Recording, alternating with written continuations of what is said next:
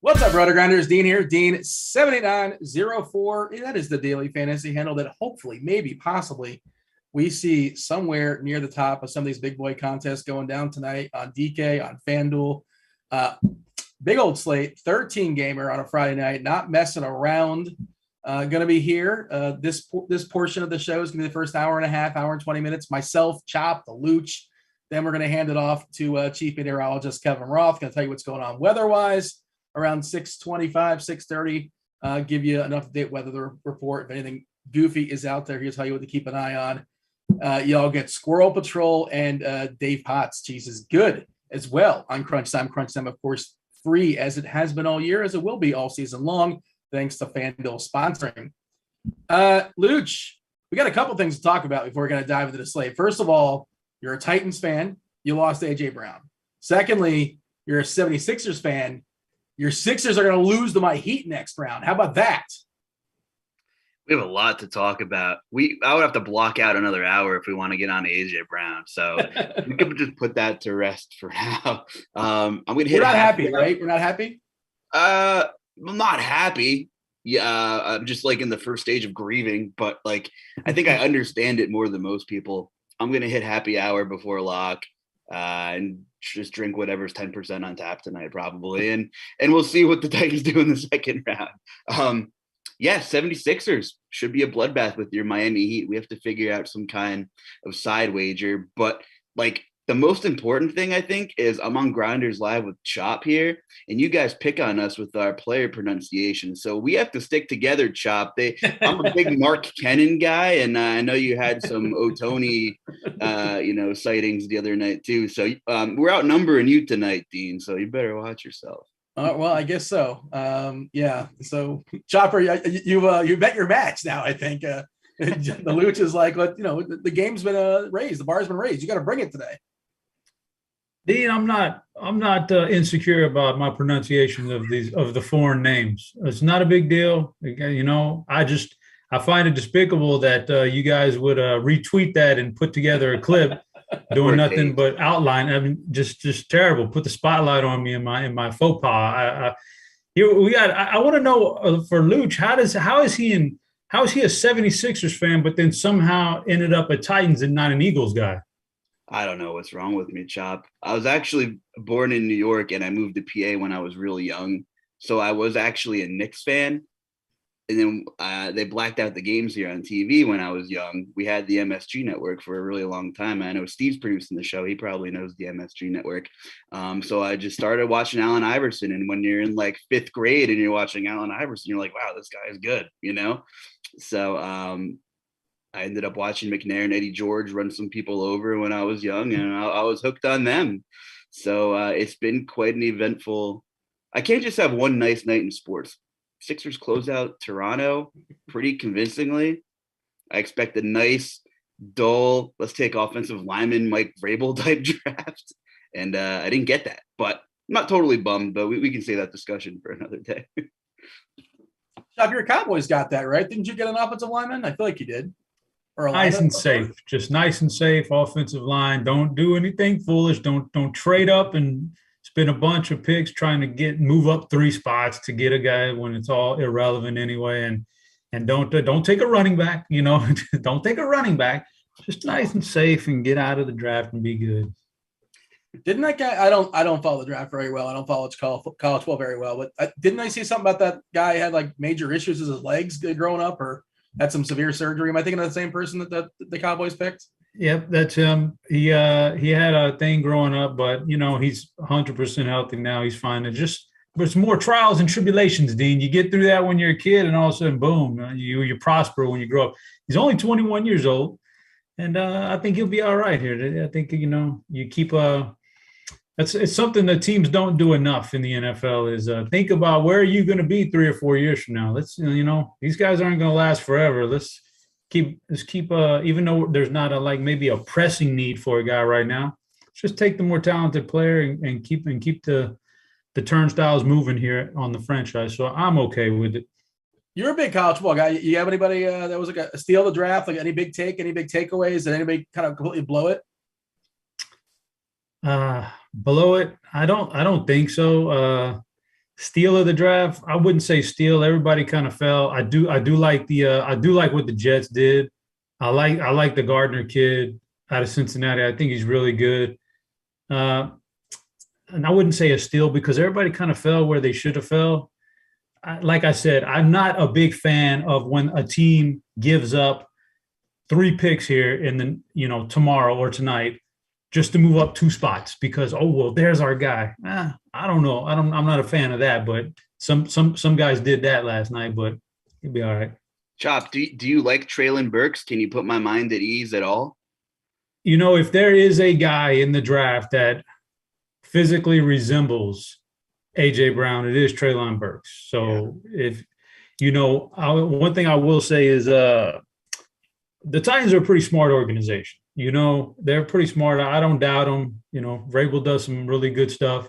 So if you're gonna trade A.J. Brown and then come back 5 minutes later and use the very same pick and take Treylon Burks and then have another couple picks tonight because of it, because you gave up A.J. I'm not going to doubt that, and I think that's could very well be a recipe because obviously Philly had to turn around and give up $100 million right off the bat to A.J. Brown. So yeah, I don't hate that. 57 mil guaranteed. Yeah. My in a nutshell, like now that I had a night to sleep on it, kind of synopsis is I don't know what fell apart because like Vrabel and John Robinson, the GM, have been pretty straightforward with like things they typically do. And last night in the presser, which was like going to a funeral, it sounded like after the draft, it Robinson said within the last like 20 hours, this thing unfolded. So I don't know where like the gap came, like if they were like slightly blindsided by the increase that AJ Brown wanted. And, he's a fantastic player and the market's insane right now and he deserves to get paid for sure. But I think the part that absolutely nobody's talking about because everyone's so caught up in their emotions, who's like, I follow Titans Twitter, which actually exists, believe it or not. It's a pretty dark place right now.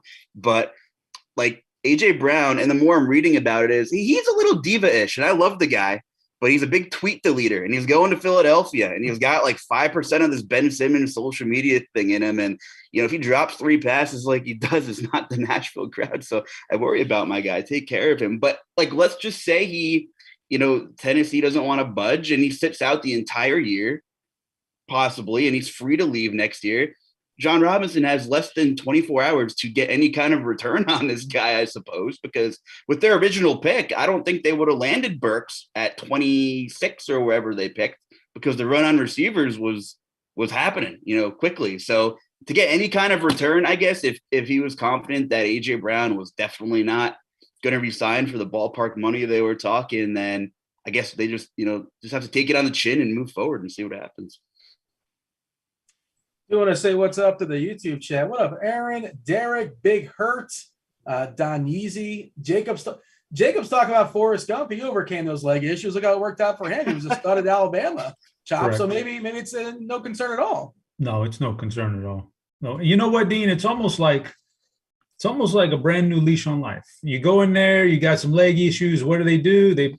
They put some special medical stuff on you. They re-break your legs, and then they grow out the normal way. It's like whoa, I got a fresh start here, man. Like some of us should go in there and we should be so lucky as to get like a brand new back or break our back altogether and then let's restart this thing all over again or something like that. So Isn't that what chiropractors do? Is potentially break? Isn't that they kind of Dean, break your back? do you partake in chiropractors? I've never done it before, but my understanding is it's kind of I think I saw one of those Penn and Teller BS shows before, like many years ago. I think one was about chiropractors. It's kind of fraudulent. I think like you feel good about it temporarily, but like it's not any sort of a long-term fix. I don't know, but maybe that's worth it for people. I went once, and I don't think I'll ever go again. They kind of scared me a little. Kind bit, of a sham, I think, but I shouldn't say that definitively. It's the internet. I shouldn't get anything wrong here, but yeah, consult your own chiropractor and at your own free will. But yeah, how about you, Luch? Are you a chiropractor guy? Once in a while, but it freaks me out a little bit too. It's like, hold still. You're like, oh God, like, was that me, or did that happen? Am I alive? I get it. Let's talk some baseball. Big slate going down tonight, boys. 13 gamer. Kind of two different conversations depending if you're playing on Fanduel, depending if you're playing on DK. Mostly in part same slew of games. Obviously, games all starting at 7:05 on the East Coast. But Luch, DK. Look, I know the Reds have been the worst in a season where nobody's hitting baseballs, nobody's hitting home runs, and all the offenses are kind of bad. The Reds have been the worst team of all the bad teams. They've been horrendous, but they're facing Antonio Senzatella, who's not very good. He's throwing baseballs tonight in Coors Field, the most appealing spot to hit baseballs. But the prices on these Reds on DK, the most expensive guy is Jonathan India, then Naquin. Everyone else is less than 3K. I was making a lineup earlier today. I know you can't roster 8 Reds, obviously, but like theoretically, you can get 2 of the stud pitchers tonight. We'll talk about the pitchers in a second, and like all the Reds, and have $12,000 left over in salary. Yeah, and like, how do we handle this? Because I know Potts, Cheese. Well, he'll talk about it later. He jumps on the show. He was saying that he thinks that it's going to be less owned than we might think, because you're just going to have a pile of money left over, and people don't feel good about leaving like 4, 5, 6, 7K on the table.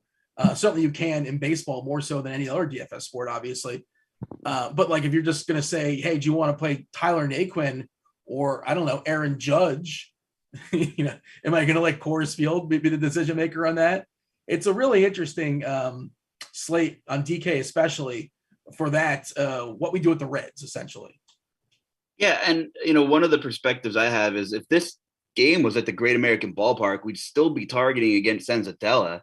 So I kind of agree with Cheese, and these ownerships don't look like they're out of control. It doesn't look like a cord slate really at all. It kind of looks like they're in Cincinnati based on these ownerships and the prices. So I'm totally okay with the Reds. And, if you're playing a single entry or 3 max or a contest with not a billion entries, but, like 500 to a couple thousand, you can leave like $1,000 on the table, make a lineup that isn't crazy off the median, and most likely be unique. And I think that's fine. So if you're unique and you want to leave, 900, 1,500 on the table, if you can get over that anxiety, if you're playing small field stuff, I think that's fine. And I wouldn't worry about ownership. Chop having fun with the question in chat there. The worst girlfriend of all time, Jenny. Jenny was never officially Forrest's girlfriend, though, right? I don't think. Like, they got married, but there was never like a girlfriend period, to my knowledge, that I recall. She was just like not feeling well. Spoiler alert. And he's like, hey, let's get married. They were never boyfriend and girlfriend, though, right? She just kept kind of denying him. We're spoiler alerting Forrest Gump. It's been 25 years, man. If you haven't seen it, I'll tell you. Dean, but the Amber stuff I heard. I've got an incredible Forrest Gump story, but it's not suitable for the show, though. What? Really? It's not suitable for the show. Will you tell me it privately? Probably not, but oh well, that's unfortunate. Maybe one day I'll get a podcast to myself or something like that. All right. Well, I'll download that podcast and I'll give it 5 stars. Cool. Yeah. So what's interesting, I ran a bunch of quote unquote optimal lineups tonight on DK specifically, and using the bat, Derek Carty's the bat. $700 left over on lineup number 1. Lineup number 2 actually was $50K exactly, but then there's 49.3, 1,000 left over, and a couple, $900 left over. It's just really, money kind of isn't a thing. It's definitely not a thing if you're playing Reds tonight, for what it's worth on DK. It's just not, and you can get yourself 2 of the stud pitchers going tonight as well. Chop, how do you feel about the Reds? I know you're concentrating more so on FanDuel. They have a team total just below 5 as of right now. We know we keep talking about it every single day about weather not being appealing. The baseballs, who knows? It feels like baseball dejuiced the balls for no particular reason because they want to make the game of baseball that a lot of people think is boring less exciting. Good marketing. The Dodgers have a team total of 5 against Tyler Alexander, one of the bigger numbers on the board. And of course, the Yankees. You got the Yankees in a bad ballpark, but they're on the road, locked in those 9 innings against Chris Bubick. Yeah, as far as your favorite stacks, are those amongst them? I think Toronto for me is in the conversation. Is one of my favorite stacks. Reverse splits Urquidy versus at least the top half of that Toronto lineup looks pretty good. And that ballpark is weather-wise no issue in Toronto. Just throw a roof on it and we're good to go. What do you have as far as some of your favorite stacks, and specifically, what are you doing with cores? I would say right now my favorite stack on the board is the Dodgers, and obviously they'll be chalky, but it's tough to get away from it because you've got all the good numbers are floating around out there. I don't know if the latest one is, but earlier today they had the highest team total on the slate, and the pitching numbers, the guy that they're going against look like they should be in good shape. So they'll get most of my ownership, a lot of my ownership, but I like to spread it out too. I don't mind Coors Field. Coors Field's about even with the Yankees. Yankees are starting to pick up steam a little bit. Atlanta against Garrett Richards. Those are all even Boston. I don't mind Boston today. Those are all, but then there's like this harsh drop off for me. 1, 2, 3, 4, 5, 6, about 7 teams at the top for me that I like. And then there's a harsh drop-off when we start talking about Toronto and Milwaukee against Urquidy, Kyle Hendricks, Ian Anderson. I'll be way underweight if I have any of those guys, those types of teams after that. So concentrating on those first 7. They kind of dispersed evenly for me. Slight favor toward the Dodgers, and then a harsh drop-off. Boston lineup just came out. No JD Martinez, Story, Verdugo, Bogarts, Devers, Kike, Enrique Hernandez, Cordero, Arroyo, JBJ, and Vasquez. I just went ahead and dropped this Ross weather report into the YouTube chat. You all can read it at your own leisure. But worth noting, Colorado, no precipitation issues, but winds coming in with gusto. Good use. That's a good word. I don't use the word gusto enough. From around 25 miles per hour sustained with gusts around 40. 40. It's cores. This might not be as coresy according to Roth. Obviously, the closer we get to lock, the more he'll get as far as how refined this report is. He did say it's worth mentioning the winds will be winding down throughout the game. So 25 at the start as far as miles per hour, but more like 15 miles per hour by the end of the game. And as is always, I like to look at Weather Edge to see if there's anything interesting out there. And as is always, the way it's been the early part of the season, we have had so few games in history like the weather that's happening right now. We only have an 8-game sample of similar weather. But in that 8-game sample, home runs were subdued by 36%, runs down 13% as well. Of course, is not a ballpark you need home runs in. That's, the best part about it is how big the outfield is. The altitude's great. You can hit homers there, but like just doubles and singles and triples, that's where it really, really thrives as a positive ballpark to hit in. Trying to see if there's anything else popping. San Fran, 400 game sample size, homers down at 16%, runs down at 9.2%. Wind is blowing out, but they did build that ballpark trying to subdue winds there. And I guess it's working according to that Weather Edge. It's a pretty big sample of 400 games. Trying to see if there's anything interesting out there as far as weather that we can get Kansas City, 55-game sample, not a huge sample, but winds blowing out 70 degrees, which is not that cold, especially when you consider it around, its contemporaries everywhere else around the nation. Bumping homers at 6.8% and a bumping runs at 16%. You see anything here, Luch, as far as weather, any weather takes? The cores, that doesn't seem amazing. It feels like home runs are going to be less likely if those gusts are going down. And if you're 15, 20, 25, 35, depending on how what time of the game you get it, that's not appealing for hitters. 10 total for what it's worth. Yeah, I mean, a lot of small sample sizes, like you said, so not a ton. Just the White Sox, and I kind of zoned out while you were saying all the words. I was looking up some splits, sorry. But understandable. I kind of like Giolito, but like I know there's some concern there. And I was looking at his K prop 6.5. If I knew that game would be clear, I would take the over. But I like the matchup a lot too. So just that's kind of pretty important, I think, to watch that weather. I should have mentioned that. Yeah, that's the one that seems most likely to have a weather as far as rain, like a delay of some sort. He says that this is Roth, game should start dry or dry-ish with rain getting steadily heavier late. Best guess at this point would be either finish it out soaked or have an early conclusion, which, if you're getting 6 innings of your pitchers, starting pitcher, who cares? 7 innings, who cares? That hurts the bats more. And again, I'm sure he'll have something more actionable to say in an hour as opposed to what he wrote 3 hours ago, weather-wise in Chicago. You got anything here, Chop, as far as weather? Anything got your eye? Yeah, the Angels and the White Sox they're catching my eye over there, Dean. They're catching my eye in Chicago. As far as what we just talked about, the concern of potential rain? No. About the Weather X, the numbers Roth is putting up. 32 games is not a lot, but it's not a little bit either. It's not 8 games like Coors Field or something. So in 32 games, we're getting a massive decrease in home runs and runs. And so I've already marked off the White Sox because the pitching is already good. So there was already borderline. But I'll be marking off the Angels and the White Sox offenses.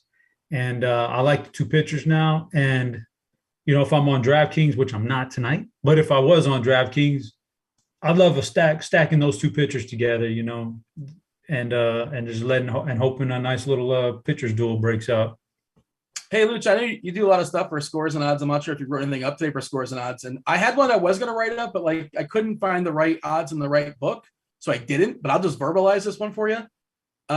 Speaking of that game in Chicago, Syndergaard versus Giolito. Luch, 17 innings this year so far pitched by Noah Syndergaard. How many stolen bases has Noah Syndergaard given up in 17 innings? I'm leading you with this question. I know. 6. 7 stolen bases in 17 innings. He didn't pitch last year. He didn't pitch the year before. The year before that, he gave up 42 stolen bases. He's one of the easiest guys in the league to steal against. I did see Tim Anderson out there at plus 525. Nice. If Anderson gets on, he's going. Luis. Oh. What? I'm just seeing on the World Wide Web that he got scratched. Tim Anderson? No, Noah Syndergaard. Oh no! There goes my bet. Hold on, let me check the internet. The world. Oh, that's breaking news. Breaking news. Unbelievable. I want a retraction of my bet now because I may or may not have Luis Roberts. What weird timing! Oh no! We're losing American dollars live on air. This is not good. But Scores and Odds subscribers may have made many American dollars because speaking of stolen bases, Derek Carty hit a plus 1,100 John Birdie stolen base prop yesterday. Where in the world did he find that bet? Because Birdie is such a speedster. What book is so dumb to put him? He was leading off at 11-1, and that's like his one thing he can do is he can run. That was I didn't see that anywhere. I missed it, but shout out to Carty is right. That line is so bad, and I think Carty even said that line was terrible. And 11-1 and a speedster was just weird. Speaking of stolen bases, what do you think of Grant's stolen base prop? Grant Niefer? Yeah. Where is he going to be stealing bases? Where are we going? He posted one on Twitter. He said, this is free money, Dean. He can make an easy 1% ROI, man. What do you think about that one? I love it. I mean, do you? Would you ever do that? Absolutely, yeah. He bet $3,000 that Daniel Vogelbach would, CEO of Team Girth. He's not the CEO of stolen bases for a reason. 0 stolen bases in an entire career. Yeah. But it's free money. One of these days. When? One of these days. Well, I tell you what, I've seen weird things happen. I remember several years ago, I actually won a DFS contest, a big one, Dean. It was huge because the official score didn't credit Daniel Murphy with a stolen base in the top of the 9th. For some reason, in a one-run game, difference was like a 10-1 kind of game. That kind of thing? They ruled that. So, who's to say there's a wild pitch or a fielder's indifference one day in the top of the 9th, and Vogelbach actually gets credit for it, and then boom, that'd be rough. That'd be a rough beat right there. He is facing Darvish, and I'm pretty sure Darvish is vulnerable to stolen bases. But and maybe he would get in the back end or something like that. Maybe someone in front of him is moving. and if they throw to third, like it's hard to see a scenario. He's got 0 throughout his career. I don't know if he's ever attempted one, maybe in the back end of a double steal, but yeah, you don't like that bet. It's a free $30 in theory until like, the one time you get zapped, but yeah, you'd have to hit like 1,000 of them in a row though. Before, and because if just one time you get zapped, you're done. Yeah.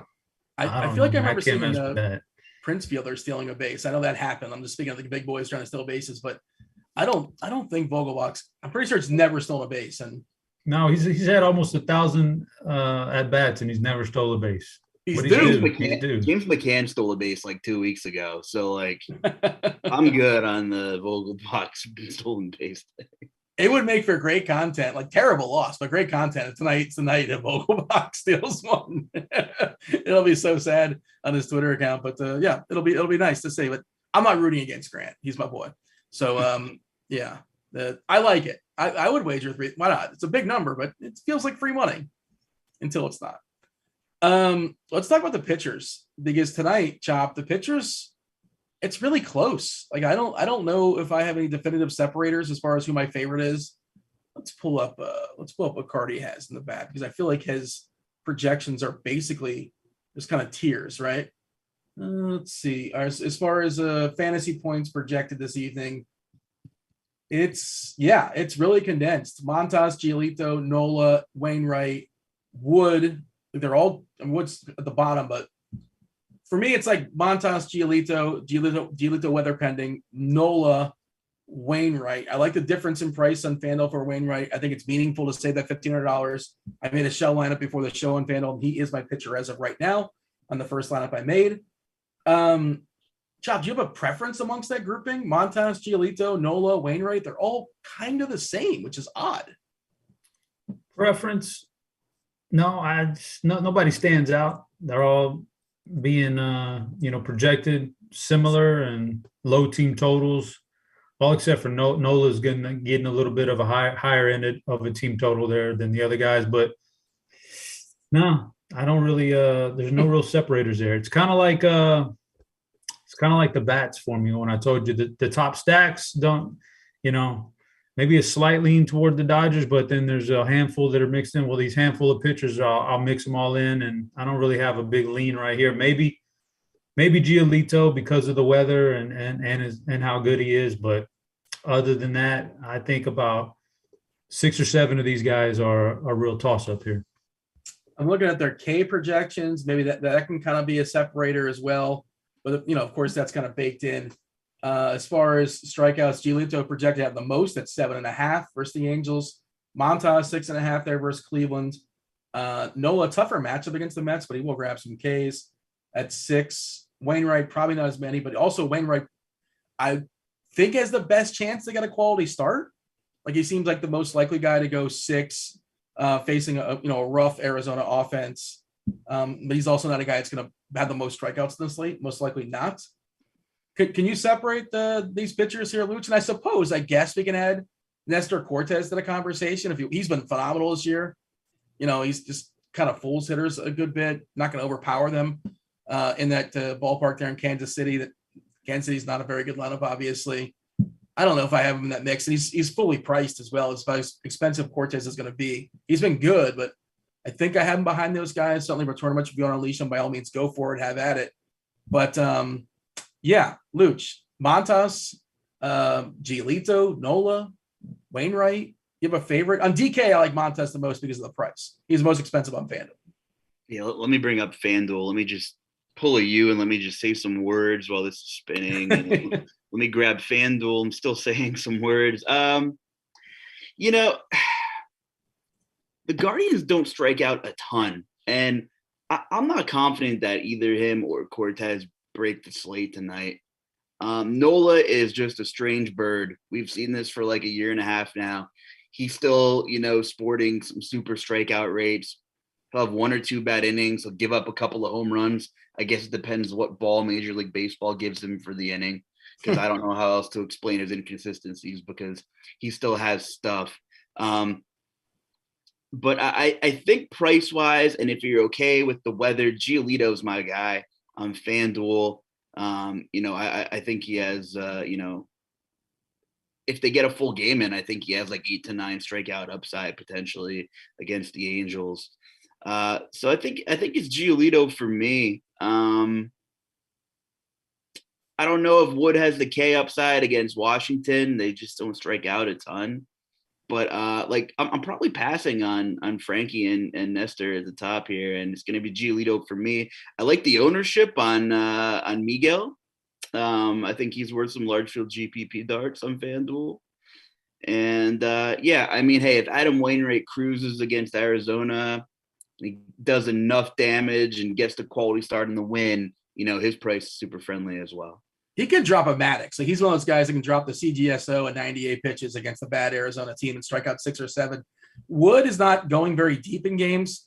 77 pitches his last time out, 87, 86 before that. He's not made it to the 6th inning yet, or at least he's not like recorded an out in the 6th. I don't know if he was pulled at that point. So that's why I have him behind those guys. As far as strikeouts dating back to last season, Nola is the top guy at 29.8%. Well, Cortez, the same, 29.8%. Tanner Houck, we'll talk about him in Boston as a cheapie at 28.8%, Giolito at 28. So it's getting all kind of condensed. I don't want Quan in that lineup for Cleveland. I'm not sure if he's got a chance to come back tonight, but he's a heavy contact hitter, obviously. Preferably if you're going to play Montas, you do not want to see him in the lineup. He's not currently in the projected lineup. Projected lineup showing 22.4% as far as strikeouts. Just trying to see if he can get it. How is Nestor Cortez this good, Dean? He just confuses people. I mean, first of all, the first strike, you're just staring at his stash. You're just mesmerized. Like, it's delightful. I'm not sure if you've watched him pitch yet. It's an amazing mustache. Well, yeah, that's why I'm asking the question is how is he like the second leading strike? How does he go out there every I remember when he first came, I just looked at him, and you shouldn't judge people by appearances, but I looked at him and stacked against him, and I've been on the wrong side of him ever since. So that's unfortunate, man. But he's got the Johnny Cueto junk going on with the timing, and he's got like the here's a name drop, the Hideki Arabu like toe kick kind of thing going on. R.I.P. Just a weird dude who has stuff, and I don't know. I'm not willing to go all the way up top. I'm not really huge on him or Montes tonight. Here's fun with small sample sizes, by the way. Cortez this year in 15 and 2/3, right? So understand 15 and 2/3. The K rate is 44.6%. Like, that's obviously coming down, but the swinging strike rate. What's up? That's gross. Yeah, no, the swinging strikes is 10.8%. And, wow. And that tells me that like he's far exceeding. And like the general thought of the swinging strikes in my brain is like a little bit more than 2x, like 2.3, 2.5x is what your K rate sort of is. If you kind of look at somebody's swinging strike rate, a lot of them, it's just like their K rate is about a little bit more than 2 times.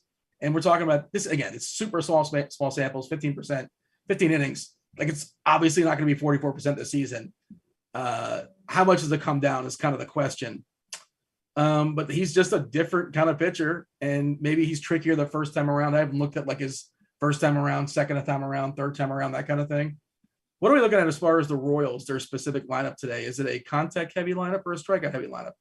Well, they got Lopez at the top, pretty contact heavy guy, 13%, then Merrifield at 11%, Benintendi 60%. It's backloaded as far as the Ks. So there are some Ks in there, but it's on the bottom, 21% collectively. Yeah, I don't know, Chop. And also the price for Cortez, it's like they want you to pay full max. You're paying for that stash. And it's been great. But, he's in the mix, but he's behind Giolito, behind Matas, behind Wainwright. And then there's Nola. It's got a tough, somewhat tough matchup against the Mets. That's where I have it. Chop, where do you have that? Or basically, similar. I just roughly Giolito, Nola. I'd say Wainwright number 3, and then I go. I haven't seen the ownership. I don't pull it up, but Tyler Miguel. He's pretty good.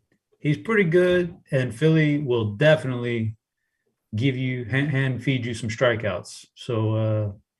And then I saw somebody, I don't even know, it might have been Luch, who had the over 5.5 strikeouts on Miguel tonight, or it was one of the contemporaries that scores and odds. But over 5.5 is where I first started looking at it. So McGill's not bad. Not to be confused with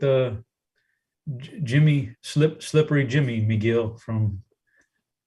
By the way, it's so good so far, Chop. But you kind of you didn't give a spoiler, right? I knew the episode was going to be about, yeah. But like, how good has it been so far? Better Call Saul, phenomenal stuff. I gotta watch out what I say right now, because I will accidentally drop a spoiler, and I don't want to do that. It had flashes. Well, I want to say something too, but I don't want to say. It reminded me of an episode of Breaking Bad. There's some parallels, but we shouldn't stray on that podcast where you talk about your story about Forrest Gump. Maybe we can talk about Better Call Saul. I'm inviting myself on it. This podcast that does not exist. One day, Dean. One day. Yeah, there was an idea floated around. Like, was it during the pandemic era? Like, we were going to do like a movie TV podcast. Remember you were a part of that, weren't you? I feel like you were. Maybe you weren't. This is an awkward conversation. Doesn't sound like something I was involved in, Dean. Were you not? Doesn't sound familiar, but who knows? Big T was in the conversation. DC, the draft cheater. You don't remember any of this? Was it you not in this mix? Okay. All right. I know what you're talking about now. Those guys had a lot of big ideas. A lot of big ideas during COVID, and some of them came to fruition and some of them didn't. I'm just going to pull up the ownership stuff, see if anything kind of jumps out for us, if that's a way to take advantage. And the thing is, FanDuel, it's pretty split. We're looking at 20% on Giolito, Montas at 16%, Nola at 14%, Wainwright at 11%, Wood at 8%. DK, it's going to be more, obviously, because you're rostering 2. What's the most interesting thing jumping out ownership-wise, Gioluch, as far as the pitchers? Wow, we're getting an Aaron Sanchez sighting tonight. We're not playing him. No, that's the next button. But wow, talk about not coming to fruition. I guess it's Tanner Houck and the unknown of what his role is going to be. Rich Hill's supposed to be the opener. Houck didn't pitch in Toronto because he couldn't. I don't think, under 1%, it just looks strange. But, when you're looking for raw points and upside and not more of a price thing on FanDuel, I don't know if you can go there. But we can get into the DraftKings conversation where I think he's certainly playable. Can't get a quality start, obviously, on FanDuel. Right. He did pitch an inning in 2/3 on the 24th just to kind of get him some work, I guess. Right. But he still pitched no more than we did throw 89 baseballs on the 16th before that, or after that 71. I guess my thing is, like, how much do you need it? Like, how cute do you have to be? And like the pool of like 6 or 7 good ones might be enough for me. Like, there's also the 4K guy pitching for Baltimore, who he's 4K. I don't know why you need the savings, but you can use him, and I think he's been pretty good in the minors, but he's by no means a prospect.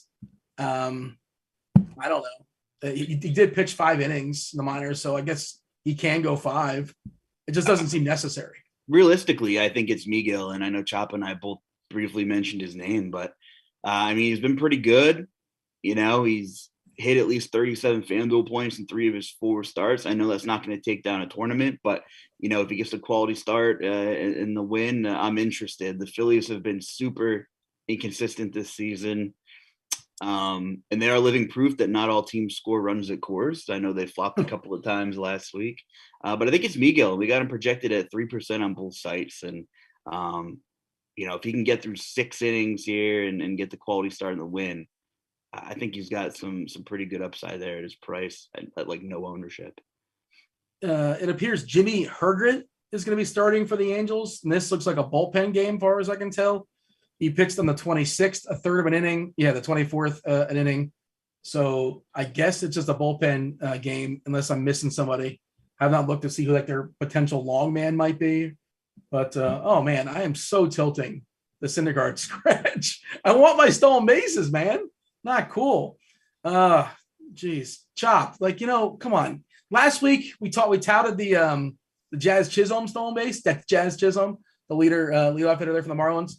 Leave Chop alone, man. Come on. That's my guy. I just want to make sure he was listening. That's why I said his name twice. And he had the first stolen base, and then he slid off the bag, and so tilting. But yeah, well, whatever. We'll move on. This is my own personal issues. It's not everybody else's. Other pitchers, Chop, is there anything else that's like we need to focus on? I'm trying to pull up our consensus rankings as far as our top pitchers, and it's basically what we've talked about: Giolito, Montas, Nola, Wainwright, Wood, Cortez, Kluber. The Klubot's pretty cheap on FanDuel at $7K. If you need that savings, I don't hate that. But that's kind of it. Tyler Anderson with the Dodgers has been okay. He's cheap, but he's fine. But what else there is left to say, Chop? So first off, I just want to correct you on something. It's Justin Hergo. He's Cajun. It's Hergo. I don't know if you were aware of that. I did not know that. I mean, I think we mentioned everybody that was really relevant. The only other thing I might throw in there, Dean, I might throw it in if you're in tournaments and you really want to be crazy and you want to just go like, the total leverage move, play Hunter Green. Just, if you're 150 and, because obviously he has upside, he's had some good starts, and I'm not enthused about the Colorado as a hitting team this year. And the weather is telling you maybe there's not as many runs tonight. And I don't know. I just think there's reason. Like most of the time I'll scratch both pitchers off in Coors Field. It's not optimal to do that over the course of a year, but I think there's merit to maybe Hunter Green tonight, and maybe he has a great game at a good price. He's much cheaper on DraftKings, and and he has strikeout potential. Yeah, if you believe in just like stuff, just pure stuff, his stuff is ridiculous. He's throwing triple digits, and I feel like he's had actually some tough games. At Atlanta, at the Dodgers, at home versus St. Louis, and he was solid in 2 of those 3. St. Louis got to him, but and this poor Colorado lineup, man, it is just not what we're accustomed to in the past years. It's just not good. I like that. Is it a lot? Vinny Castilla cracked the lineup, or no Vinny Castilla? Oh, that's a throw. You guys are throwing it back. Any Todd Helton or Dante Bichette? What about El Gato Grande? Andres Galarraga? Is he available? Ooh, I got Galarraga. Montreal Expos, man. He was a Montreal Expo, wasn't he? Huh. I got Todd Walker floating around on those teams too. I know Larry Walker. Larry Walker. He was the Rocky. I know. Or was it Todd Helton? Yeah. Of course, we had the Mike Hampton era too, where he was just launching baseballs. Hey, Chop, who did Todd Helton back up in college as a quarterback? I believe it was Peyton Manning. There it is. Wow. I knew you knew that one. Yeah. He was his backup. I'm pretty sure. I don't think Helton ever played, right? I think it was his backup. Nobody played. And by the way, poor Peyton Manning should have won Heisman Trophy his senior year. That was ridiculous. Who beat him? I have no idea. Charles Woodson. They gave it to a defensive player. Michigan? Yeah. Peyton Manning had earned it. At least, if nothing else, a career Heisman. Did he drop the Heisman pose, or was that Desmond Howard? Who am I thinking of? That was Desmond. Okay. They're both Howard was at least a kick returner, right? Did he also play? Yeah. Was he receiver or kick returner? DB? He was mainly a kick returner, but I think he probably played a little wide receiver. Charles Woodson played on both sides of the ball when he was in college. Yeah. Okay. That sounds familiar. All right. And I do like that green call is like a sprinkle. And there is no Bryant again in that Colorado lineup once again. I'm trying to check our chat. Is there any random Rockies? Ellis Burks. I don't remember him being a Rocky. I remember as a Red Sox. He was a Rocky too. I don't remember that. Desmond is a wide receiver. Was Desmond a wide receiver according to Izzy in the chat? I don't know. Howard, I guess. Yeah. Kick returner / offensive, but he was a dynamic kick returner. That's what got him his notoriety. Y'all have any random questions going down as far as the slate and chat? Feel free to fire them off. We're happy to answer as many as possible. We're going to work them in as they come up organically throughout the show. So if you know we're talking about pitchers, ask about pitchers. Stacks, that'll come up soon enough as well. We're here till, this entire stream is all the way here until lock. Y'all get Kevin Roth, chief meteorologist, tell you what's going on weather-wise. You get Dave Potts, 2-time millionaire winner. You've met your Pats, Chop. How many millionaire winners do we have on this show? Dave Potts is going to be here. SquirrelPatrol, who may have won $1 million at a time once. I know he's won at least one Fanduel Live final. He's been to like 20 or so. It's a stacked lineup today, not messing around on a Friday. Get your questions there in chat. Do it with that like button also. We would appreciate that. Subscribe, turn on those notifications, all that good stuff that helps us defeat the old algorithm. Oh, Ellis Burks had 40 homers in 1996 with the Rockies. Yeah, wow, that's the Blake Street Bombers. I don't know if he was officially a part of them or that was before his time. But yeah, those Rockies they would have been a lot of fun DFS wise back in the 90s. Yeah, well, not as fun these days anymore, unfortunately. Hopefully soon enough. You like that signing, Chop, of Chris Bryant? Because I think it was bad. I mean, Dean, it's a tough call.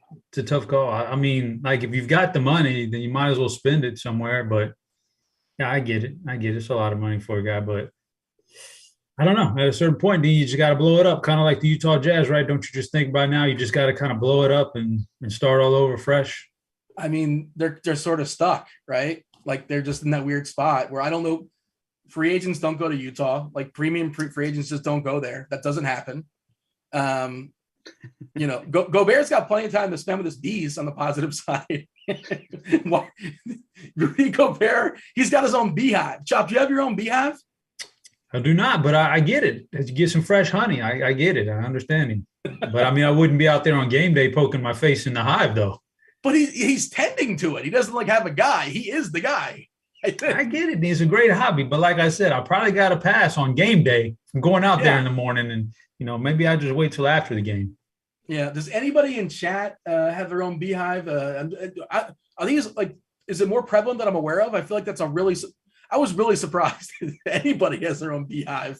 I understand we need bees, to keep the earth going and all that. That's great. Representing those beehives. But do you have your own beehive there, Luch? I'm guessing you don't. No. I'm surprised there's not some strange condition in his contract that says you will not tend to your bees on game days or something like that. But there will be now. Yeah, it's trending, the new trend. Utah's just this strange collection of talent, right? Kind of like Chicago, Ducks, but they're just like Utah's been this collection of talent that's like good enough to win a round or two. The TNT guys like to, poke at Donovan Mitchell because all he does is score. He's the next guy that's going to probably want out and get his way in professional sports is probably going to be Donovan Mitchell. I mean, they've had many cracks at this thing with this core of guys they've had, and it's time to do something for sure. I don't know what they're going to do. Utah is the beehive state, so maybe like bees are more prevalent there. I don't think it's an ironically named thing. So maybe is everybody Noto? Does Noto have a beehive? Do you know this? Chop by chance? You guys are friends, right? I'll ask him. It's never come up in our conversation, but I'll ask him because if I was a beehive state guy, I probably would get a beehive. Yeah, have him on the podcast, Chop. The Noto could be your first guest. You can talk about beehives. We crank up the OGs podcast, around August for football season, so I'll put that on my list of things to ask him. This is important stuff. All right, let's go around the horn, give our favorite players position by position. We're going to give our favorite stacks. We'll rate some stacks. We'll give out some homers, whatever y'all want to talk about in chat. We're happy to do so. Again, throw your questions in the chat there on YouTube. Hit the like button as well. Or you can throw your questions in the old Discord, rotogrinders.com/Discord, the live stream chat channel. If you guys are premium members, Kevin Roth comes on around 6:25, 6:30, depending.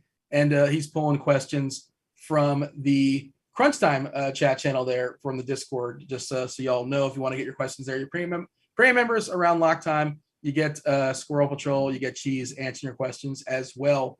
Gotta roster yourself a catcher on DK. Don't have to do it on FanDuel. Luch, the thing with today is it's really, really easy to spend. I don't need to spend. There's wants versus needs, right? Like I'll take an expensive catcher if it's not going to hurt the rest of my lineup. And just sort of the way all these cheap reds are, and this is from like a cash game perspective, it's very easy to spend up on like Will Smith if you want Will Smith. If you want Saul Perez, you can have that as well. How are you handling catcher? Typically, I want to salary savings, kind of move on, get in cheap, but I don't know if I'm going to have to do that in my cash lineup. Tournament's different conversation, I suppose. But catcher, what do you like? Yeah, I like the Dodgers a lot too. I'm with Chop on that one. So obviously, I like Will Smith. William Contreras seems to be the min-price punt guy that people are playing. That's fine, but I don't think you have to punt anywhere on this slate. And I would want someone with a little more upside. we know the weather is an issue. If it's not, I think you got to consider Yasmani Grandal, but stay tuned to Crunch Time to hear what Roth has to say about that. Will Smith's the play, I think. I don't mind Sean Murphy. Seavol's just not striking anybody out at all, so I think he's interesting for tournaments. And I like the Blue Jays today too, so I don't mind Zach Collins.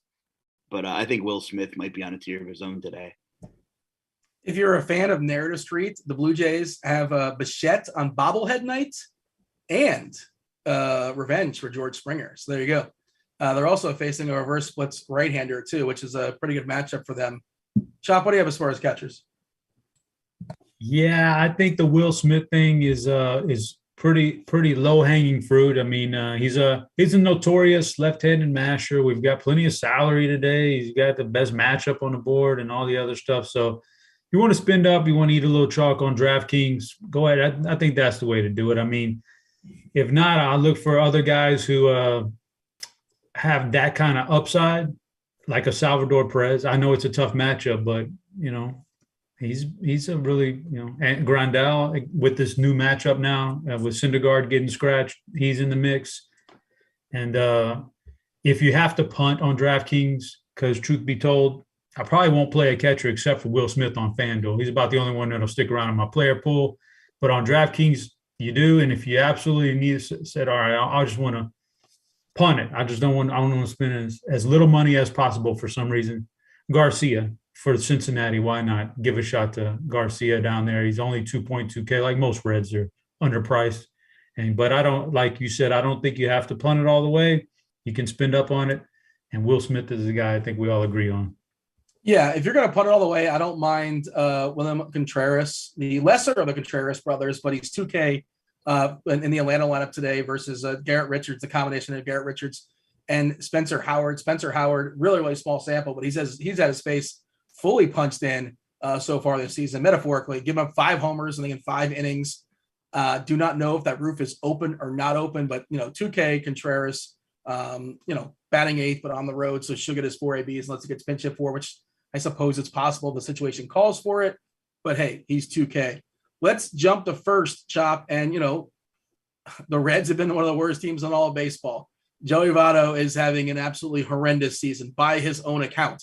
And, if you look on his advanced metrics, they've been horrendous. But he's a lefty in Coors. I know the Coors weather is not particularly great.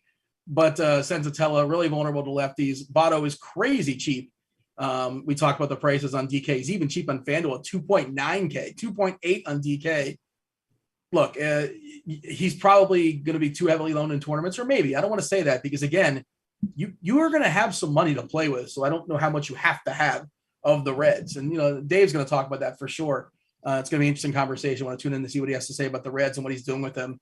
But from a cash game dollar for dollar perspective, of course, this is a really good spot to be on. Tournament's different conversation. But Chop, how do you feel about Votto and the rest of the first baseman? Votto is definitely they're all underpriced, so that'll be a recurring theme on DraftKings, and he's fine on FanDuel also. So Votto's fine. I mean, it's not like jumping out to me. There's other guys that are, and the salary is not a big. How do you spell that? Out of curiosity, that the Votto? How do I spell it? Yeah. I mean, Dean, Votto, Votto. All right, I feel like there's an E there that you're putting at the end, but you're not doing that. Why would I put an E there, Dean? Come on, get with the program, man. I'm at least hearing it. Luch, you not hearing it? Is that just me? I don't hear anything. I don't. Thank you. Somebody's finally on my side here. So he's fine, Dean. You mentioned reverse splits. Vlad Guerrero going in there against a pitcher who's primarily fastball. It's in Toronto. Vlad Guerrero jumps off the charts for me. And then the last guy I'll mention at first base. I know you're going to mention this later on, Dean. I know you're going to ask me about Team BVP tonight. We've got the King BVP matchup tonight at first base. Paul Goldschmidt against Madison Bumgarner. This is the one where people That's a real sample, right? It's like 40 Oh, at bats, yeah. People have definitely put their careers on the line defending or striking or lashing out against BVP with this particular matchup. This is the This is the core of it all. So Goldschmidt against Bumgarner. By the way, this is team BVP because I could throw Arenado in there too at third base. So, and then this is interesting, Dean. So Goldschmidt definitely makes my list tonight. What's the stat line? Do you have it?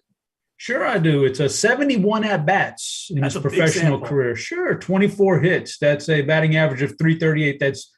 That's 10 extra base hits in there for a slugging percentage of almost 600.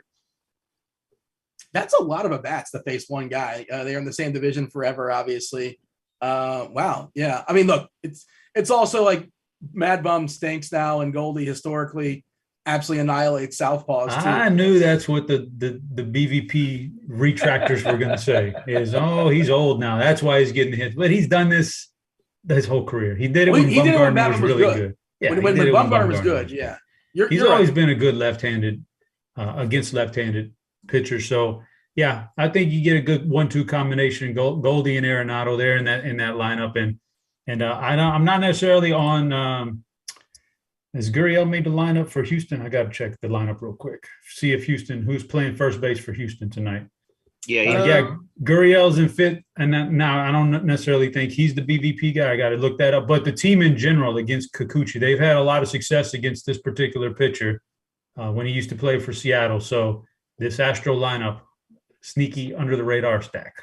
And Kikuchi got a pretty big split. So, I don't necessarily like rostering Gurriel. It's just he's old. His power is kind of zapped, but more of a stack guy if I'm stacking up Houston. But yeah. I mean, Bregman, I think is phenomenal. He's like my favorite player on that Houston team.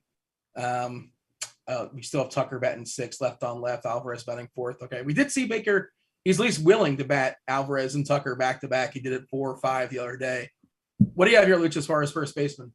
That's where I was going to go. I was going to mention Houston because I really do like Toronto quite a bit. You guys nailed it. Kikuchi splits. I don't know if I'm full stacking, but I'm okay with a secondary stack or some power ready one-offs here. Gurriel's pretty cheap. That's really all I want to add. The Yankees are interesting. No one's going to play Rizzo. The kid in Kansas City is also like a 2.5 pitch pitcher. I think he's fastball changeup for the most part. So I don't mind Rizzo. Pretty much it. I mean, I don't mind Matt Olson either. But you guys pretty much covered everything. What do you think of the lefties for the Dodgers? Because the Dodgers are one of the more popular teams in the, taking the slate. They're facing a left-hander. I'm talking about Muncy and Freeman. I guess they're more like in stacks, sure, of course, but not really great cash game plays. Is that sort of your thought process as far as unleashing L on L? Yeah, I mean, for cash, I like to play the ownership game as much as I can. But yeah, I mean, I would not omit them from stacks because you have a lefty. I mean, Alexander just doesn't strike anybody out. He, since the beginning of 2021, he's got a 19% K rate, an xFIP over 5. I have no problem playing those guys in stacks, but wouldn't play them in cash games. Let's see. According to the chat, Votto is due. He's batting 129. I guess that's his batting average. I haven't even looked at his batting average, but I know he's been rough. I was looking at like the, the baseball savant type stuff, just not hitting the ball hard, not getting barrels, things like that. But, he's still really, really cheap. And I don't believe he's just all of a sudden terrible. Chop, second base. Speaking of the Reds, the most expensive Red on DK tonight happens to be Jonathan India. I presume he's going to lead off. I don't think your lineup's up just yet. But certainly he's interesting. Trey Turner, if you like those Dodgers, Turner seems like the guy who's going to make that engine go. And then Brandon Lau is one of my favorite as well. Kind of talk about this the other day where like that Tampa ballpark's not great for hitting, but like it's better now than it will be in 2 or 3 months in comparison to what's going on out there weather-wise. And he's leading off today. He's pretty cheap. Those are 3 of my favorites. How about you? Yeah, you mentioned a couple of the guys I had earmarked here. Trey Turner is going to draw a lot of ownership tonight, especially on FanDuel, like a lot, like 25% range. That's a lot for a baseball player. So, I feel good about him, but at that ownership, I'll definitely be underweight. You mentioned Brandon Lau. Like that one. You mentioned a Cincinnati guy on FanDuel. I can play Mike Moustakas at second base also. If you want to get away from the little bit of India chalk, you can go Mike Moustakas, and you could potentially, instead of stacking that lineup, you can just kind of like try to one off a home run here or there and there. So and Moustakas fits the bill of a guy who can do that. Last guy I'll mention at the position is not going to get very much ownership. It doesn't look like on FanDuel. But I really like Javier Baez tonight. A swing or miss guy against a left-hander. He's got the upside. I like him against left-handers more so than right-handers. I don't even know the platoon split numbers, Dean. I'm not even look it up, but I feel like over the course of his career, I feel like Javi's been better against lefties. So he gets one tonight. I'm on board with some of that power. Moustakas and one of those Reds has just been absolutely horrendous, and it feels like that's been dating back for like last year as well too. Moustakas has been kind of rough of the last year or two of his career. I assume he still has some power in that bat, but I don't know. But he's also crazy cheap, like you said, especially a 2-1 on DK. He's third base eligible there for what it's worth. Luch, what do you have as far as second baseman? Yeah, you can get some good ownership on some guys that have a nice upside. Ozzie Albies on DK, sub 10%. Chop mentioned some Cardinals. Bumgarner just doesn't strike anybody out. He hasn't really gotten destroyed yet. But give me Tommy Edman at the top of some Cardinals stacks. I like those plays quite a bit. Let's see here. I don't hate Jonathan Scope. He is kind of cheap on DK, 3,700. But yeah, I mean, you guys mentioned a lot of the guys that would be in my pool too as well. Lutz, let's jump to third base, the hot corner. Again, Moustakas on DK specifically is 2-1. Justin Turner, reasonable price over there, 4.6K. I always thought about Bregman. I like Bregman a good bit against Kikuchi, getting the platoon split. Kikuchi been rough against righty power, of course. Bregman likes to pick on lefties. That matchup sort of works out for us. Donaldson's got a pretty good price on FanDuel. Chapman, if you like those reverse splits for the Toronto righties there, 3.9K, pretty solid spot for him. Some of your favorites amongst that grouping. Do you want to add anybody else to the conversation? Yeah, Justin Turner is your cash game play on FanDuel. He's just way too cheap. 2,700 is just absurd. And he's garnering rightful ownership. That's your guy for cash. I'm talking myself more into the Cardinals here as I see Nolan Arenado's ownership. Did he appeal his suspension or what's going on with that? Is there a latest on? Arenado got suspended. Did I miss something? Was the Mets thing? Was he involved in that heavily? He's appealing, so he should be all right. Yeah, so he's good. Pete Alonso got beat up by the first base coach. Dean, I know a Mets fan that says he begs to differ. He just says Alonso didn't want to get hurt, didn't want to hurt the old guy. Yeah, okay. I mean, it wasn't. He didn't want to pull Pedro Martinez, but was it Don Zimmer? Was that Pedro? That's the comparison. Somebody brought that up. Debating, yeah. I have Arenado and Alonso in my high stakes league, and I was holding my breath as those dugouts cleared. I'm like, no broken bones, no long-term suspensions, please. No, I mean, you rattled off a lot of names that should be in play here. I mean, Devers, of course, is in play every slate. I know that goes without saying. Bradish, obviously, tough draw, first start against the Red Sox.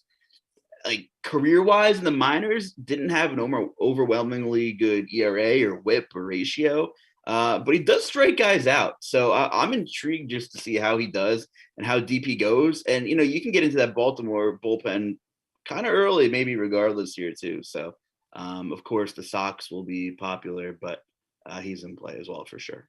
John, did you happen to catch the name of that first base coach that threw Alonso down? Did not. He used to play. His name? Stubby Clapp. Stubby Clapp. Does that change things for your friend? Let your friend know. What a phenomenal baseball. If I know one thing in my life, you don't want to mess with a guy named Stubby. And you don't go the other way with that. And you don't want to catch the clap. So either way, you can do a lot with that name. Yeah. I don't know if that's a nickname or if that's his birth name, but yeah. Dodgers lineup just came out. It's Betts, Freeman, Trey Turner, then Justin Turner, Muncy, Smith. Good to see that. Bellinger in there left on left, Taylor in there, and Lux in there left on left. Chop, did you give your thoughts as far as third? I don't believe you did. What do you want to add? I didn't, Dean. Real quickly, you mentioned, I mean, the two biggest guys I like, Arenado, Bregman. Y'all mentioned those guys. So those are the two guys. Justin Turner's fine on FanDuel. So much ownership, though, because of the price tag. It's going to be a rough one. But then two guys under the radar, not getting the ownership. Austin Riley, I love that matchup. And Matt Chapman, if I'm going to go with some Blue Jays, Matt Chapman will be in those stacks. And you mentioned the Dodgers lineup just being out, just kind of perusing over it. Looks solid. But I have a question for you about the Dodgers, Dean, which is what do you think about this? What do you think about this Trevor Bauer suspension? What do I think have you ever partaken in any of those escapades, Dean? No. No? This is not a laughing matter. I want to. No, Dean, this is a serious matter, Dean. I mean, 2 seasons is a long time, and it probably, I mean, again, I don't, who knows? I just, the people out there that speak definitively, like they know what's going on, they know what happened, like, oh, there's no way he did that, or like, what? How do you know that? Like, what do you base that off of? But yeah, I guess the NFL, now you're on the clock, but that's probably not going to happen there, I suppose. We'll see how that goes. But yeah, man, it's, I mean, yeah, he's on I have him in a couple of my season long team. I have him in some of my best balls, and I'm perfectly fine dropping him. I'm okay with it. How about that? Well, I can't drop him in best ball, but you know what I mean. It's crazy that they didn't even give him time already served, man. It's just tack another 2 years onto it. So it's harsh. Yeah. And I mean, yeah, I don't know how people have like these strong opinions as far as what happened. That's very strange, but that's Twitter for you, I suppose. Yeah, anything else there, Chop, or we jump to shortstop? Yeah, I'm, the only other thing I would ask you is if you're into that kind of thing, Dean, it's okay. This is a safe space. Yeah, as long as everybody's into that kind of thing, 12 cool. people watching, Dean. There's like Nobody's 12 people watching, man. As long as everybody's into it and everybody's having a good time, enjoy yourself, have at it. Oh, interesting. Good to know, Dean. Noted. You don't need my permission, Chop. I'm sure I don't know what you've been up to. We'll talk about it. No, don't turn this on me, Dean. We're talking about you now. This is getting weird. I'm gonna head out. You've been seamless segue to shortstop, Chop. Am I supposed to give some shortstops? Yeah, that was the setup. that was the setup. Oh man, what do we got here? Oh, a bunch of guys that multi-position eligibility that I already mentioned. So Turner, Baez, don't hate Bo Bichette, part of my Blue Jay stack. Don't hate Wander Franco against Bundy. I think Bundy's kind of like, a guy I can pick on. I like the matchup now a little bit more for Chicago. I won't be fully stacking, but I can one off a guy like Tim Anderson. I'm okay with that. And Alexander Bogart's been really good this year. I can get behind that one. We're getting a lot of ownership here on Gleyber Torres, and I kind of don't know why, but he's in the mix, I guess, because the Yankees lineup is kind of heating up a little bit. So you can get behind that. But yeah, it's a lot of the similar names as second base and third base for me. So I'll probably have some overlap there and play those guys in my lineup. Luch? Yeah. So Roth, he'll be coming on crunch time shortly. I guess upgraded that White Sox game to yellow only. Okay. There will be rain. It's, you guys could read it, and he'll be on shortly. But, I'm more inclined to take some White Sox bats. I'm not scared of a little light rain. Of course, there's always risk of the game ending at some point earlier than 9 innings, but no one's hitting the damn baseball across the league anyway. So like this weather, I'm looking at playing the ownership game now. Tim Anderson leading off in a bullpen game at sub 5% ownership. I'd be more inclined to play some White Sox now. I think we're going to see Barria out of the pen for the Angels. That's what my educated guess is. He's not what do you usually say when people are bad, Dean? He's fantastic at not being great or something like that. So is that Jaime Barria? Is that what we're talking about? I have not looked at their bullpen. I meant to pull it up. It's a good call. Yeah, good pronunciation as well. I'm really proud of you. Thank you. So that's my best guess. And if this is a little bit of late news that maybe in terms of weather, like if this game finishes, I want to be a little bit overweight on the White Sox for sure. Where are you seeing Berea? Because I'm not seeing it. I think I'm just missing it. No, I think he'll come in. I think he'll come in and be the long guy. Yeah. Yeah. That's because I'm pulling up their bullpen arms that are available, and he's not in that either, is what I'm missing, is kind of like my issue. And maybe I'm just not in the right spot. It could be me. Or maybe anyway, I'll get back to you. When did he last pitch, Berea? He pitched on the 17th. I don't know if they sent him down or not. Okay, I'm gonna look it up now. Yeah, check and see if they sent him down and if he kind of got pulled back up, because bottom line, bullpen game, they have decent guys in high leverage situations. Like Aaron Loop's been really good, but I don't think any of their long guys are gonna deter me from playing some White Sox and large field stuff, regardless of who it is. Hey, Chop, Big Hurt in chat wants us to get the podcast going. He likes when you get me going. I guess you got me going at some point throughout this show, but yeah, let's make it happen. The Chop. What would the name of our podcast be called? Oh, I'd have to sit on that one for a while, Dean. I'd have to think of something good. It just couldn't be a regular. This couldn't be the Dean and Chop podcast. Couldn't be that. That'd be something. I like you gave me top billing though. I appreciate that.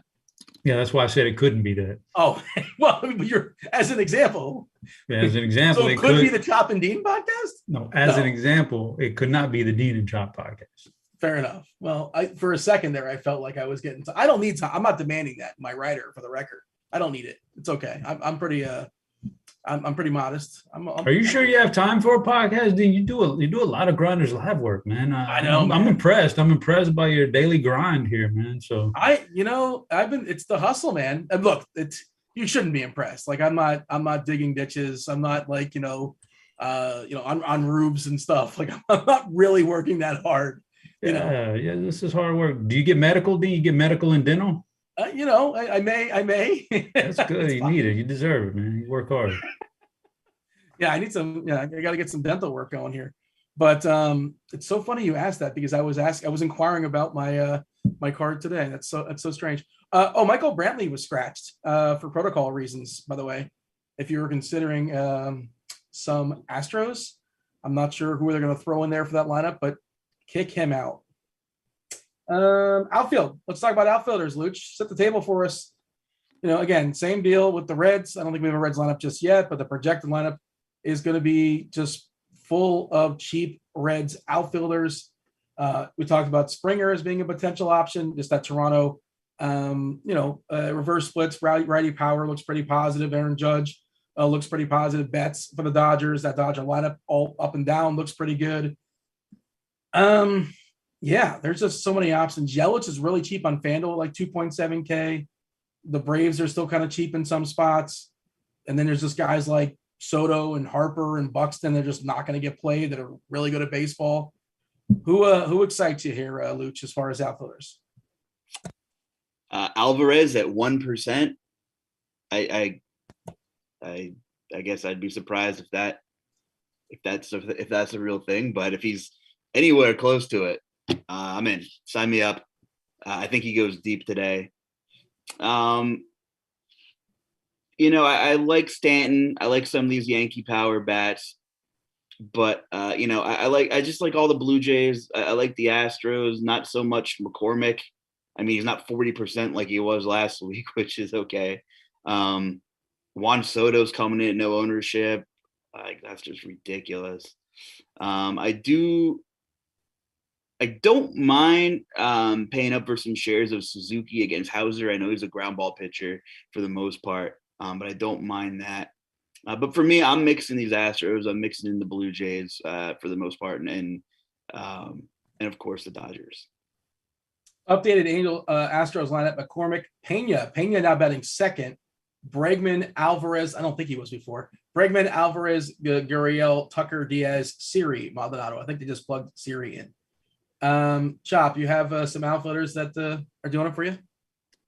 Yeah, I sure do, Dean. Luch kind of mentioned some of them, Betts and Stanton, and I'll throw with Tyler O'Neill in there as part of my Cardinals love today. I like that little power right there. Unlike Luch, I'll go against him here. He doesn't like McCormick as much. I kind of do like McCormick a little bit. I think he's found a little confidence in the leadoff spot, and he's I think he's a streaky hitter, and he's okay right now. He's I just think the Astros in general probably a pretty good offense to stack tonight, and why not take the leadoff guy? And with the late scratch of Brantley, I wish he was higher in the batting order. I wish they would have put him in second and kept Pena down. But Jose Siri, the only reason Jose Siri is on a major league roster right now, I know he's electric, great base runner, great defense, but they'll only let him bat against left-handers basically. So this is his opportunity right here to go at it. So I do like a little Jose Siri tonight. Hey, Chop, I was watching something on YouTube talking about your boy. You're an Astros fan. Your boy Altuve. Apparently, all the allegations about the buzzer and all the cheating and the garbage can and all that stuff. My understanding is that this video was correct with what they're proposing is that like almost the entire team of the Astros were cheating in some way or the other. But Altuve, who gets like the majority, one of the first guys people think of as far as getting the blame, he's the one that fought it the most, and he like would get angry and would get mad when the can would bang and they would stop banging. And apparently, and he just kept telling these weird things about the tattoo and all that kind of stuff, and like there was the visual evidence. But apparently, he like cheated the least, but somehow gets the most of the brunt of the people hating. Do you know what I'm talking about as far as this? I'm sure. I imagine. Apparently, Altuve fought it the most and didn't actually. That's been well known within the Houston community for a while that Altuve was definitely not the guy doing it. And also, Dean, did you happen to catch the Jeff Passan thread recently about the cheating scandal, Dean? If you haven't, I'll give you the cliff notes. Yeah, the cliff notes are that the Yankees started this stuff far and away. They were 2015, 2016. They started this, and they were the cheaters first. And then the Astros picked up on it. And then in 2018, the Boston Red Sox and Jeff Passan, a notorious Houston Astros hater, specifically the Boston Reds won a title because they were cheating. All right. They won a title because they were cheating. There was a lot of teams cheating. So, but then he goes on and says all the Astros were the worst of them all, though, because he's a hater. But the point is, yeah, all the big clubs were doing it back then. Yankees started it. They're just terrible, so they couldn't even perfect it. The Astros kind of perfected it, but Altuve was always kind of a thing where he never was. He always got the bad end of that deal, man. I felt bad for him, but water under the bridge. Move on, Dean. The game is the game. It's, the evidence of him like saying "Don't rip off my jersey" or whatever, and like people. Dean, let me ask you a question. Dean, let me ask you a question. Yeah. Let's say you did something on TV and 20 million people were watching this broadcast. Sure. And then some friends of yours were coming around and they were about to rip off your shirt. Would you want them to rip off your shirt, Dean? Well, if I look like Altuve. No. I'm asking you, Dean. I'm asking you, would you like, or would you be like, no, guys, let's not rip off. It was a celebration. Right? And like the other part of it is like, I guess they ripped it off before and he said like his wife or his girlfriend didn't like it. But at the same time, he had photos of like on Instagram where he had his shirt off and different, at the beach, different environment, but like he's not like somebody shy, it seems, about showing himself without a shirt on. It has nothing to do. We don't know the reasons, Dean. You have your reasons. Altuve had his why he didn't want to be shirtless at that particular time, and so. Well, he said it's because he had a bad tattoo. I mean, maybe maybe it was broken English, and maybe we all just misunderstood him. I don't know, Dean, but we got to let bygones be bygones and move on from this, Dean. The video I watched said like he said something in Spanish, basically said like "Don't take it off," or I can't remember how he phrased it, but 4 years of Spanish wasted. I don't recall what it was, but yeah, it was interesting. It had me feeling a little differently about him for what it's worth, And it's got to be tough when all your teammates are cheating and you're like, nah, I don't want to do this. And he's also the guy that's overcome the most from where he came from, being like 5'2" or whatever he is, 5'3", 5'4", and just thriving and just incredibly against all odds. And he wasn't like a touted prospect in any way. He made his own way. So like he was always one of my favorite players, and I was kind of conflicted about him. And now I think I'm back on Altuve's on his bandwagon. I like Altuve. He showed up at the tryout when he was 16 years old, and they sent him home because he was too short. They laughed at him, yeah. They laughed at him, and then he came back the next day, and they finally they finally had to give him a shot at it, and the rest is history. Yeah, and you got to respect that. He was dirt poor, that kind of thing, and he one baseball he had basically to learn how to play the game. It was pretty amazing. So good for him. All right, some favorite stacks. We're gonna have the Crunch Time crew coming in shortly. Obviously, we have a few questions sprinkling here in the chat. They're talking bad about the Yankees. Let's see. Chop, who is your favorite? Big Hurt wants to know your favorite FanDuel single entry pitcher. Are you playing in the single entry contest tonight on FanDuel? Who's your favorite? I'm playing single entry, but if you had to limit me to one in single entry tonight, I think right now, I think that's going to be Giolito. Oh, man. You know what? Nola's good too, but the Mets have been good. This is a tough one right here. All right, let me backtrack here. I gotta go Giolito. Just for a tie, like they're all good. I can't tell you if Giolito is going to be the guy or Wainwright or Montas. I just know that I need a tiebreaker. So my tiebreaker is the fact that I pull up WeatherX and Roth says, home runs 25% down in this kind of weather, things like that. Just a tiebreaker. So give me Giolito. Only one extreme pitcher's umpire tonight. That's an extreme pitcher's umpire for Wainwright and Bumgarner.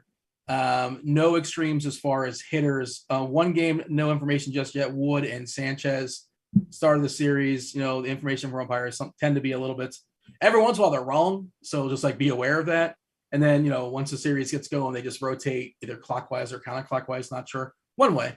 Luch, did you have a favorite single entry pitcher tonight? I know you're playing mostly on DK. I think you are at least. You can roster two there. Montas to me is my favorite just because you consider the matchup and the price. No, the Cleveland lineup did come out and Quan is not in it for what it's worth because I like that because he's a big contact hitter. What do you have, Luch, as far as your favorite single entry pitcher? FanDuel, I am on the same page with Chop, especially we got that more encouraging weather update. So I like Giolito there. On DK, he's carrying a big ownership number. So is Nola. If they're coming in about the same, it's Nola with the discount for me, discounted price. And I think Houck is interesting because there's unknown there just for a large field tournament play. I mean, it's not like he's not ramped up. He missed a start because they were playing in Canada and he couldn't play there.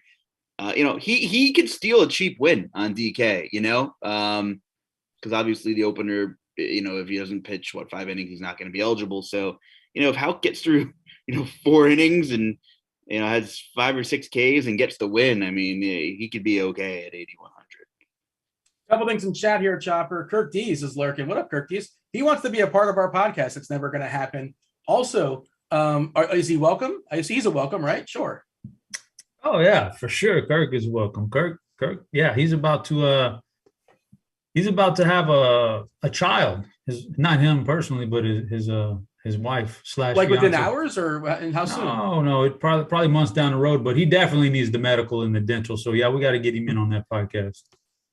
B Shot says the name of our podcast should be called Chopped and Mushed with Head Chopper and Dean. You got top billing according to B Shot, and you're, I guess, not mushed and you're chopped unless it's ironically named. You've done some fishy things with the way you tout guys, and then they magically disappeared, Dean. It's like you only remember the photo finishes you lose. Every once in a while, if I get something right, like that's not fun to put a highlight on. We have the Crunch Time guys coming in here shortly. Kevin Roth, Dave Potts, Cheeseisgood, him from the Musings. SquirrelPatrol, him from being at basically every single live final that exists. 3 guys that are going to homer. Give me some homers, Kurt. I was going to call you Kirk Dees now. Luch, give me some homers. Who's banging out are 3 guys going to homer tonight? Like in total? Is that going to happen? I don't know, man. Your guess is as good as mine. I'm going Alvarez off Kikuchi. I'm going Arenado off Bumgarner. And let me think of a cheap one. I'm gonna go with this is like totally vomit, but I'm gonna go Chad Pinder. That is totally vomit. You like that? I didn't realize Chad Pinder was on the slate.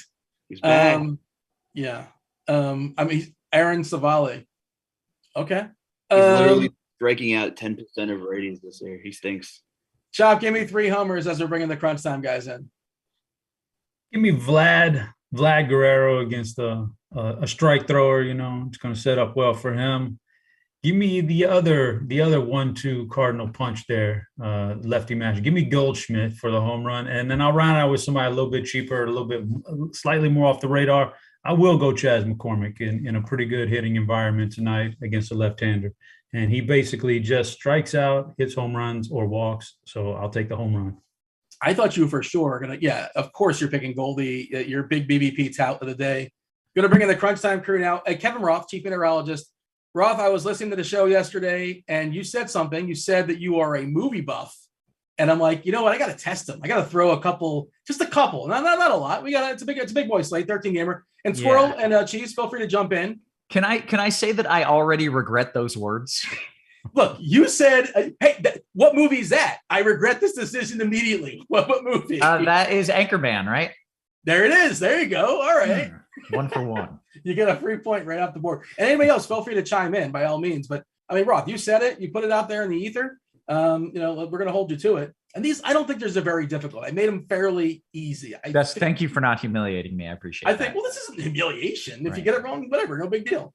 I'm going to say it like in a regular standard voice. I'm not going to do the voices or whatever. And the voices would help, but all right. Not what I'm delivering them. That's true. And Dave said he's a movie buff as well. So, geez, feel free to fire in if Roth passes or something. I don't know. But I live my life a quarter mile at a time. Oh, come on. That's too easy. Literally every human in the world knows that's Fast and the Furious.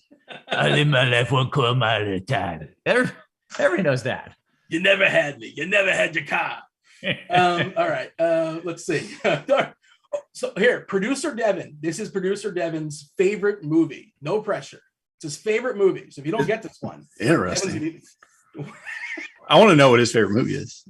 You're not going to believe it. That's how I feel about this already. You do know this quote, though. I just wanted to say it's producer Devin's favorite movie. Do you understand the words that are coming out of my mouth? Oh, yeah. I forgot that was Devin's favorite movie. That's Rush Hour.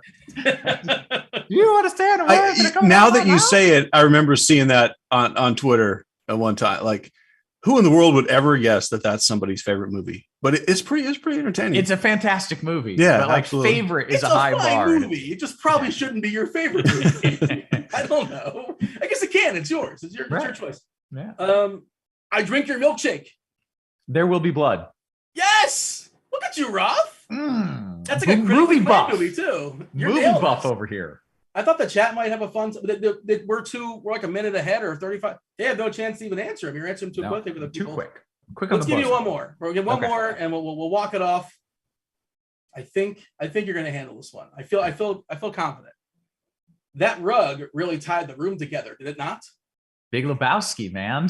This is rough. I mean, look, you sold me. I'm in. You're 4 for 4. He is a movie buff. It is proven fact now. It's official. I don't get to watch movies anymore because I have a family, and you don't get to do that. But in my prime, when I was a solo guy, I would watch movies all the time. So, bam, movie buff confirmed. Confirmed. We will. I have a whole list. We'll sprinkle these throughout, especially on shorter slates. Of course, you got a 13 gamer, a lot to dissect going on. Dissect what's going on tonight. Myself and Chop and the Luch, we're going to step aside and make way for the Fanduel sponsored Crunch Time. Enjoy Friday. Enjoy your weekend. We're out of here. Well, here comes Roth. All right. Appreciate it, Dino. As he mentioned, it's not just Crunch Time anymore. It is Crunch Time sponsored by Fanduel. And while some things like that change, some things will never change. Still joined by 2 of the sharpest minds in the biz. One, Mr. Dave Potts, a.k.a. Cheeseisgood. What up, Cheese? How you feeling? I'm feeling great because I can say happy 22 to Squirrel. I don't think I've seen Squirrel this year yet. How's it going? Yeah, first show together. This is good for good Friday slate. Yeah. Okay. Well, you both seem happy. You both seem good. I feel like you're both going to put pressure on me about weather. Is that accurate?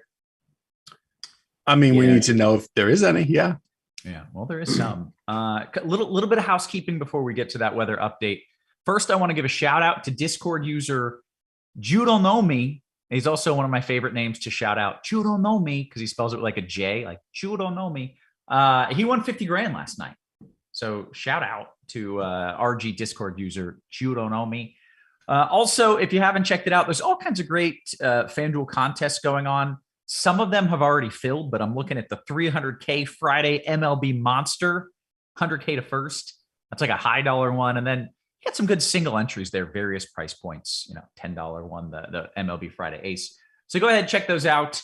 Also, if you're into obscure sports, for those trying out the USFL Week 3 DFS contest, check out the RG Expert Huddle video with Sean Newsom and Alice Harden on YouTube. We've got that up for free as well.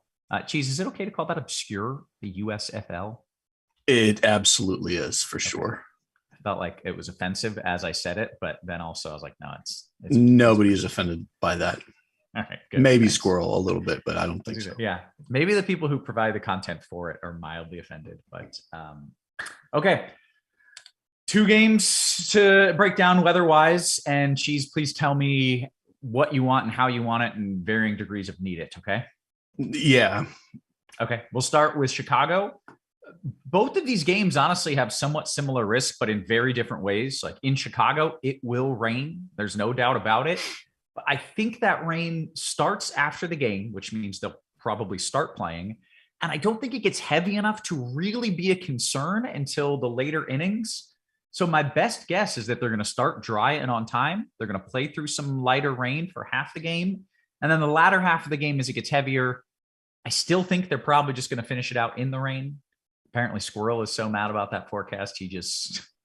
So Roth also, and the next game is going to be the Kansas City game, I assume, correct? Yep, correct. There's 4 good pitchers on this slate. 2 of them are in those 2 games. Fun. That's fun. So, I mean, we really do want pitchers, especially in Chicago with Lucas Giolito. I'm not going to guarantee you that things are going to be okay there, but I do like your chances. I think if there's going to be problems, it would likely be later in the game. And because of that, it's good weather for pitching too. Winds are blowing in. Just in general, I think it's probably going to be okay. Does that mean I think that it's safe or that you can definitely do it in cash without risk? No, there is some risk there.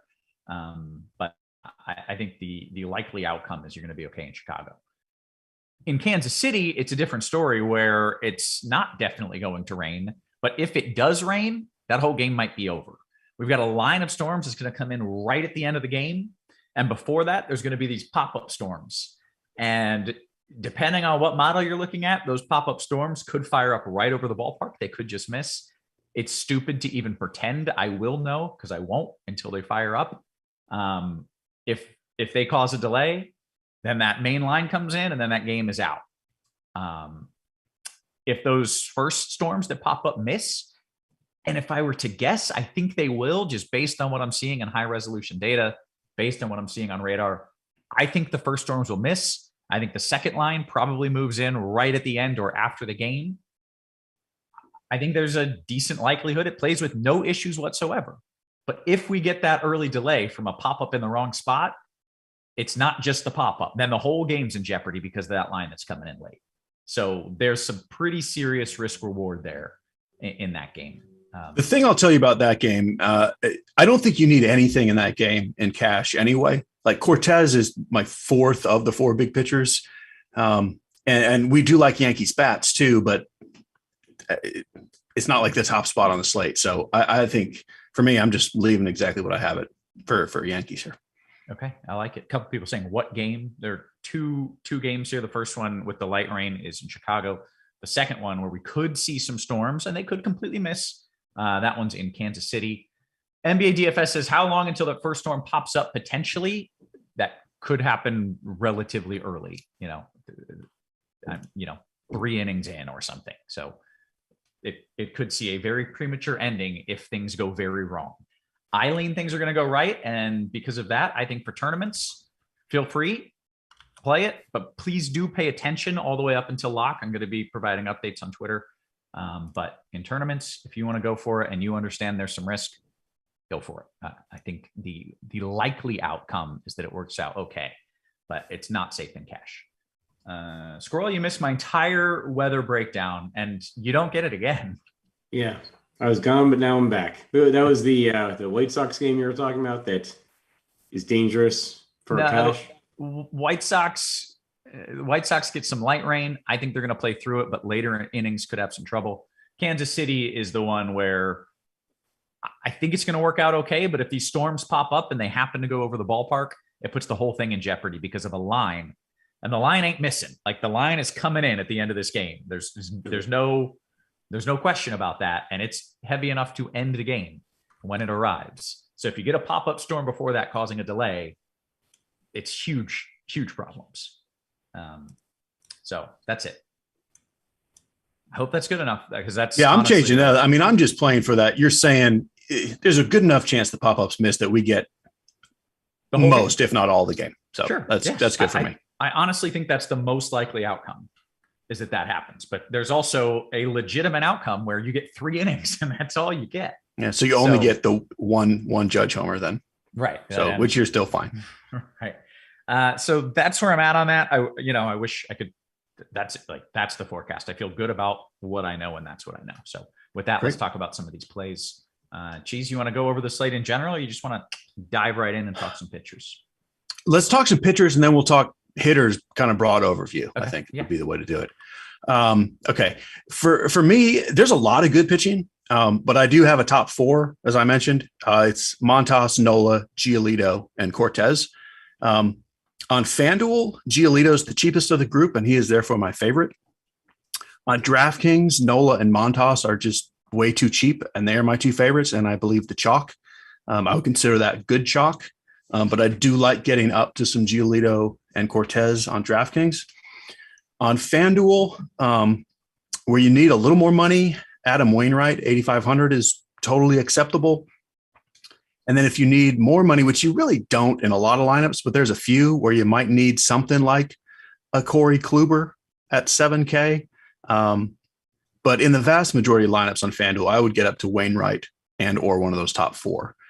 DraftKings, again, Montas, Nola is the chalk, and those are my 2 favorites, price included. I like Giolito just as much, but he's $1,000 more. If you need just a goofy nonsense punt, we do have a $4,000 pitcher named Kyle Bradish, who's, as Orioles prospects go, he's about as good as they come.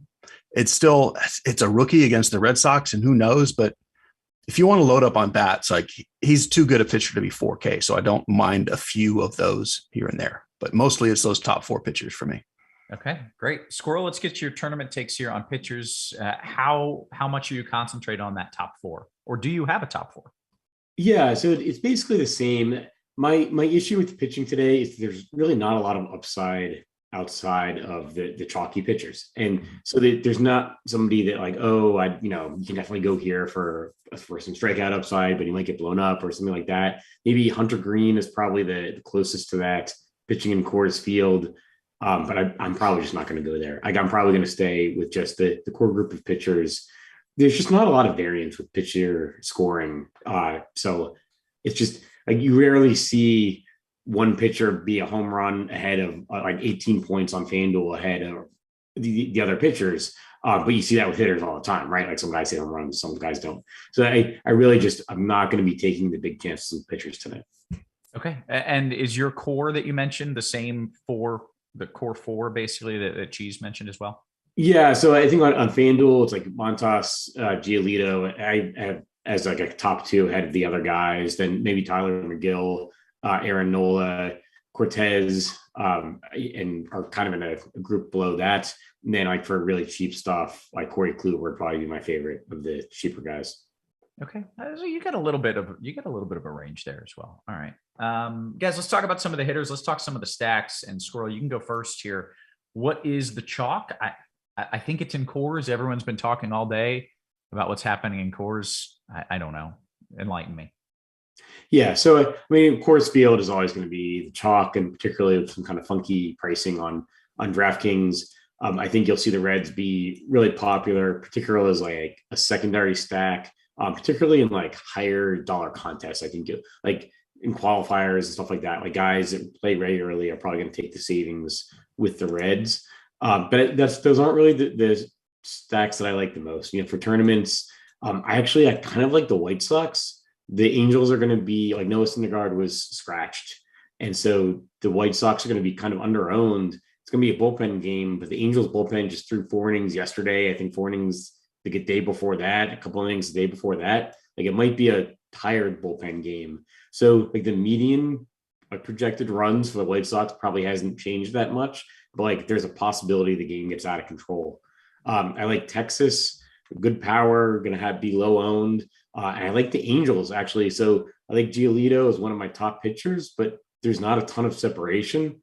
And I think the Angels are like one of the best offenses this year. Like Mike Trout's going to be criminally under-owned. He's going to have like single-digit ownership going against a popular pitcher. So like those are the 3 offenses I think I like the most in tournaments: the White Sox, Texas, and the Angels. Okay. Dan Jan says, how do you feel about an Orioles stack against Hill in a DK GPP? I understand the Reds are better priced, cheap stack, but I don't care if they're playing in double gravity. I'm not playing the Reds. It means half gravity. Either way, he doesn't want to play them. Yeah, I think basically everyone's in play. Like there's no like absolute ace pitcher. Probably Cleveland's the team that's like going to be least in play going against Montas. And even that, I wouldn't like in 150 lineups, like go ahead, play some Cleveland. But like everybody's in play. Baltimore, certainly. Okay. Cheese, you want to go over this in general and tell me about these stacks? Yeah. So yeah, the Reds on DraftKings is just like they made a silly mistake and they're underpriced and they're the chalk. Were you mad when you saw it? Because I feel like a lot of people on Twitter were kind of pissed off. Yeah, because it's not a matter of opinion. It's a mistake. Like it's wrong. So yeah, I'm mad. But what I'll say is it's so easy to play anything you want that you don't need that much salary today. So they're not actually going to be like mega massive chalk because to full stack them, you're leaving thousands of dollars on the table and people don't like to do that. No. So I would say that's good chalk on DraftKings. On FanDuel, I think the Dodgers are the chalk, and I think they're the number 1 offense ahead of the Coors Field teams. The 3 teams that I personally love that are, off the radar-ish, the Cardinals, the Giants, and the Blue Jays. I think that the Cardinals trio, the Goldschmidt, O'Neill, Arenado, a lot of people will be playing them. But those are the 3 teams that I'm heaviest on. And then the Yankees and the Braves are next in line for me. Okay, great. Cheese, I got this question from MA. In a DK GPP, if I'm entering a 20 max, how viable is it to just fade the Coors game entirely? Am I overthinking it? I guess, does it make sense to just plug in cheap pieces there? Or can you just say, I'm not touching it? I wouldn't say either until you start building. Like you definitely don't have to have any piece of that game. You're going to build your lineups. And then when you get to those last few pieces, there are plenty of other cheap bats to not have to play the Reds. I would just weigh them one by one and kind of realize that the Reds are not going to be as chalky as people are talking like they're going to be. Like these are not going to be 50% owned bats. I don't think you need to just say I'm fading it, period. But if you end up with not a single play from that game in 20 lineups, I think you're totally fine. It's a 13 game slate. And the Reds and the Rockies are not 2 of the best offenses. So if you end up with 0, I think you're totally fine. Okay. One last question and we'll go position by position. You mentioned there are some other cheap pivots so that you don't have to play these cheap Reds. Are those cheap pivots going to be really chalky? Whereas the Reds actually come in lower owned?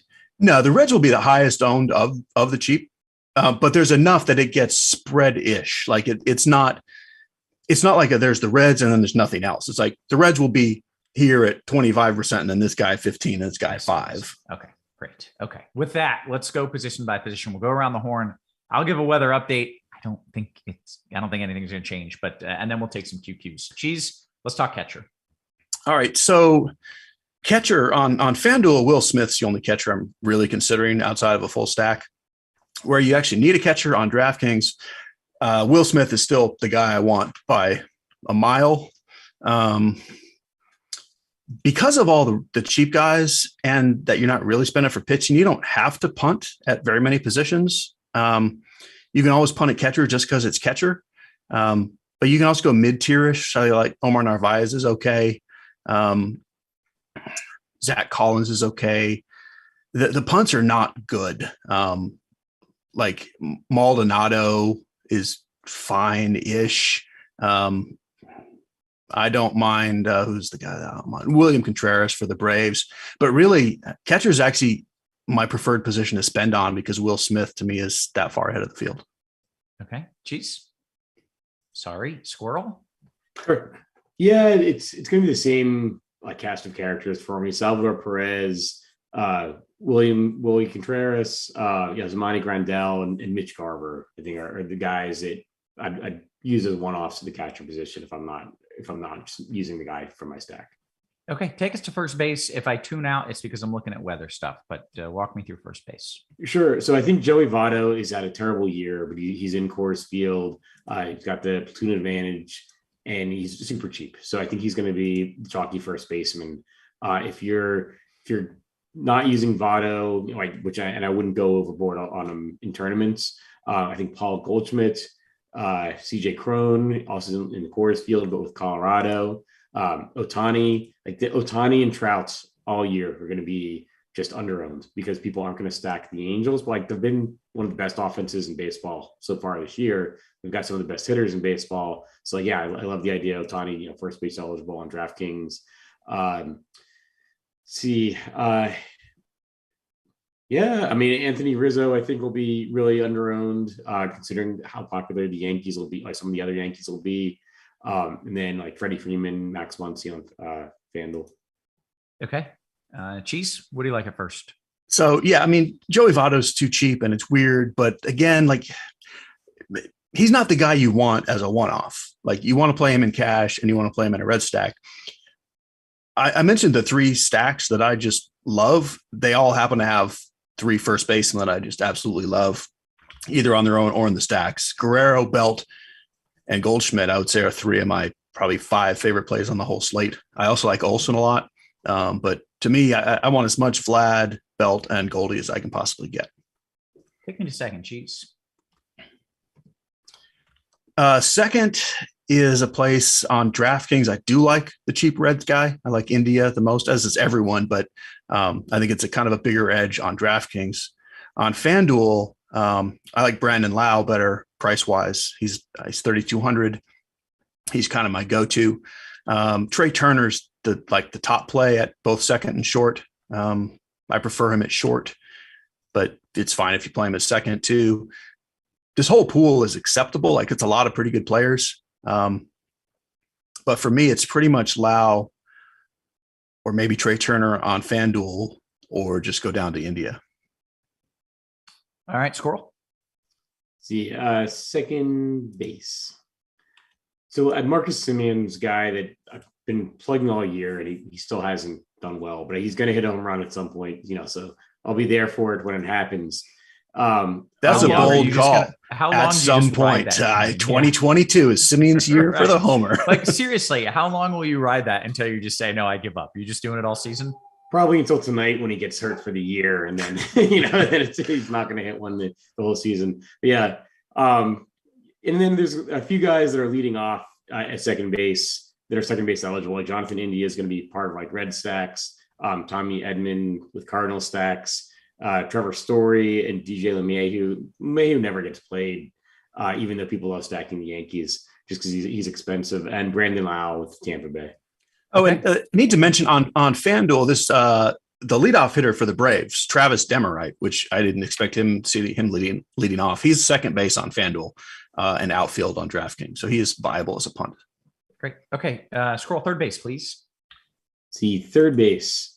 Austin Riley particularly on DraftKings. Anthony Rendon. I like the Angels stacks. Justin Turner. And then Taylor Ward also on FanDuel, leading off, well priced. Cheese. So Arenado is my favorite play by a huge margin. I like Justin Turner. I like Bregman. I like Austin Riley. I don't really love the Rockies overall, but I do like Ryan McMahon. The really super duper cheap guy is old Moose Tacos. He is not great anymore, but he's still a guy that's going to hit some home runs. And he's very playable on DraftKings. On FanDuel, I don't love it. I don't love it anywhere, but I think it's okay on DraftKings. And then Matt Chapman is the other guy I like if you can't afford Arenado. Okay. Just looking at this radar in Kansas City, and the storms that have fired up so far have all been well to the west, which is kind of my hope. And that's what I was looking to see. So far, so good there. Again, I'm not saying it's going to be fine, but I do think the likely outcome is that game is going to be all right. Just know that there's some risk. No major changes. Just what I'm seeing so far is matching up with what I thought I would see. So that's a decently good sign. I believe we're at shortstop now, Cheese. Okay. So DraftKings has been tough on shortstop pricing for a while, whereas FanDuel, you can kind of get the good guys, which the good guy is Trey Turner at 39. If you have one spend that's kind of up near 4K, but not quite there, I like Turner. I like Bo Bichette a lot. I like Brandon Crawford a lot. On FanDuel in particular, I like Corey Seager. He's super cheap. DraftKings, so in certain spots, like I'm looking for an excuse not to play the Reds guy as the cheap one-off. I think playing something like Dansby Swanson instead of Kyle Farmer is one place to do that. If you're trying to go cheap at shortstop. Other kind of just random cheap guy, not cheap, but compared to the top guys, is Javier Baez. All right, Squirrel. Yeah, so Semien is a shortstop eligible on FanDuel, but you can also play Corey Seager because I like the Texas stacks.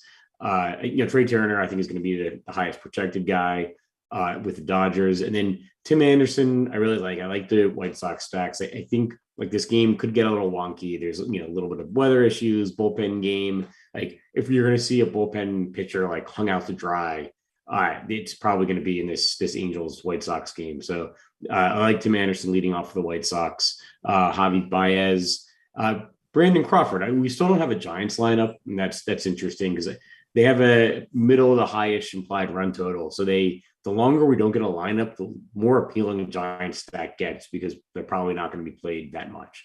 So maybe Brandon Crawford. And I say this sometimes almost like it sounds like a joke, but the Giants are the best team in baseball, like period. So take that for what it actually is and play the Giants. Wow. Okay. It's bold. It's bold, but last year they were right up at the top, best team in baseball. And if you go by this year, just plain old who wins baseball games, the Giants and everybody else. Right. All right. Great stuff. All right. Bring me to the outfield, Squirrel, and then still got a decent amount of time for questions as well.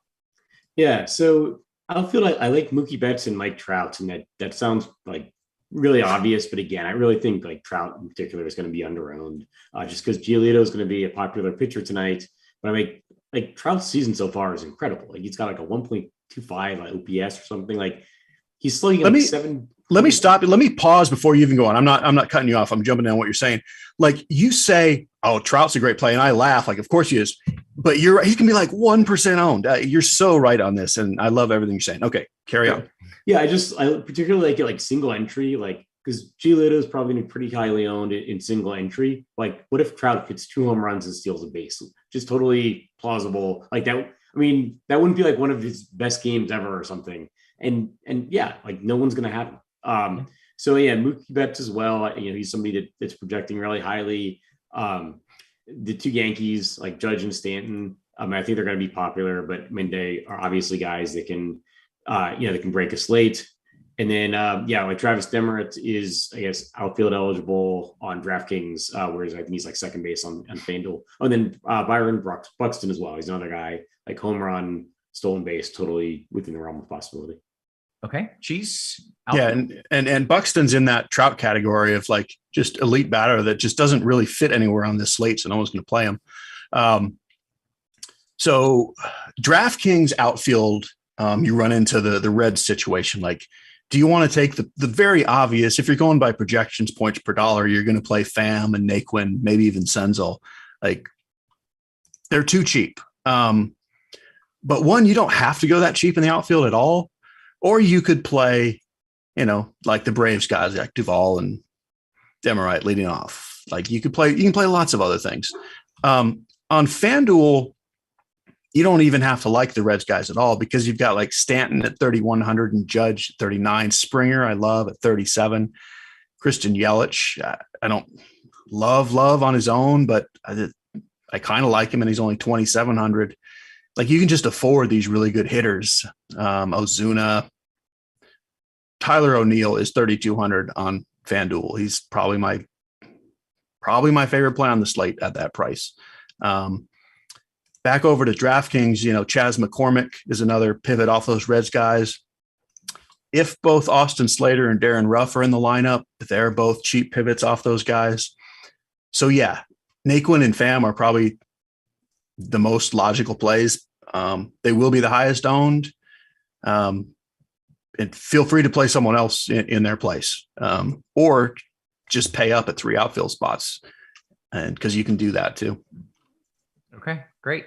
Quick little update in Chicago. Game starts here in 10, 15 minutes or so. It will be dry to start. It will be light rain, maybe an hour in.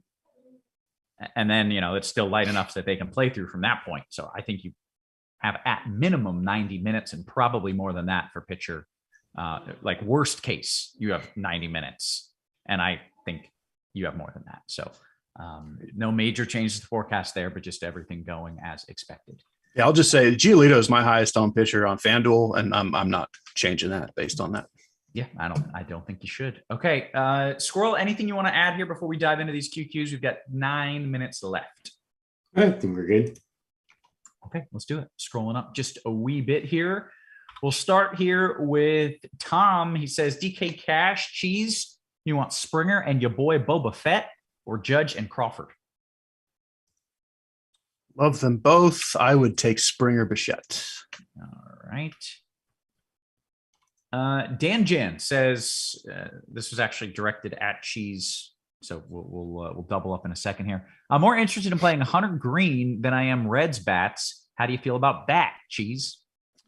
I mean, in general, I think Hunter Green is definitely a good pitcher. I don't see how it's necessary at all tonight. I mean, I wouldn't yell at you for doing it. I would say just don't play either. But I mean, he could get enough strikeouts to be relevant. I personally X'd him out. Squirrel, you got any Hunter Green? I think with 150 lineups, maybe I get single-digit % on DraftKings. But I don't think there's a reason to go there, like in a huge volume. Yeah. Okay. A FanDuel Cash Cheese 2v2 for you. Goldie Pham or Yelich and Vladdy Daddy? Man, I like these 2 for 2s both named 4 players that I just love. In cash, I guess I would go Goldie Pham. Okay. A reminder here, if you're watching free on YouTube, hit that like and subscribe. Join up for Rotogrinders Premium. We have all kinds of content, and we've got our RG Discord where you can ask questions here, and we will answer them like this individually. Red Sox 16 says, Squirrel, and is a 3 or 5 man Detroit stack on DK unnecessary, or would it be better to pick one-offs? I think you could do a 3 or a 5 man stack. Yeah, I think that's totally fine.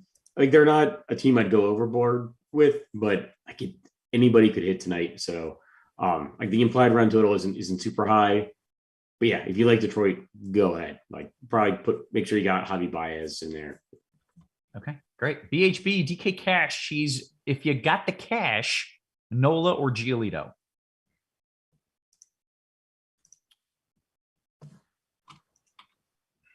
I would lean Nola. Okay. J Sam, Squirrel for single entry. Is this outfield acceptable, or do I need to blow this whole thing up? So a lot of pressure here. Springer as a one-off, Duvall as a one-off, Chris Taylor, parentheses, I also have Max, Will Smith, and Turner. I mean, I think that's fine. I would just try to make sure you're stacking, because I think there's a three one-offs. Like, I think you want to make sure you're stacking to some extent. Okay, so somewhere else, you don't have to necessarily stack in the outfield, but somewhere you should have a stack. Yeah, I mean, I think like Taylor's pretty cheap. George Springer, can always have a great game.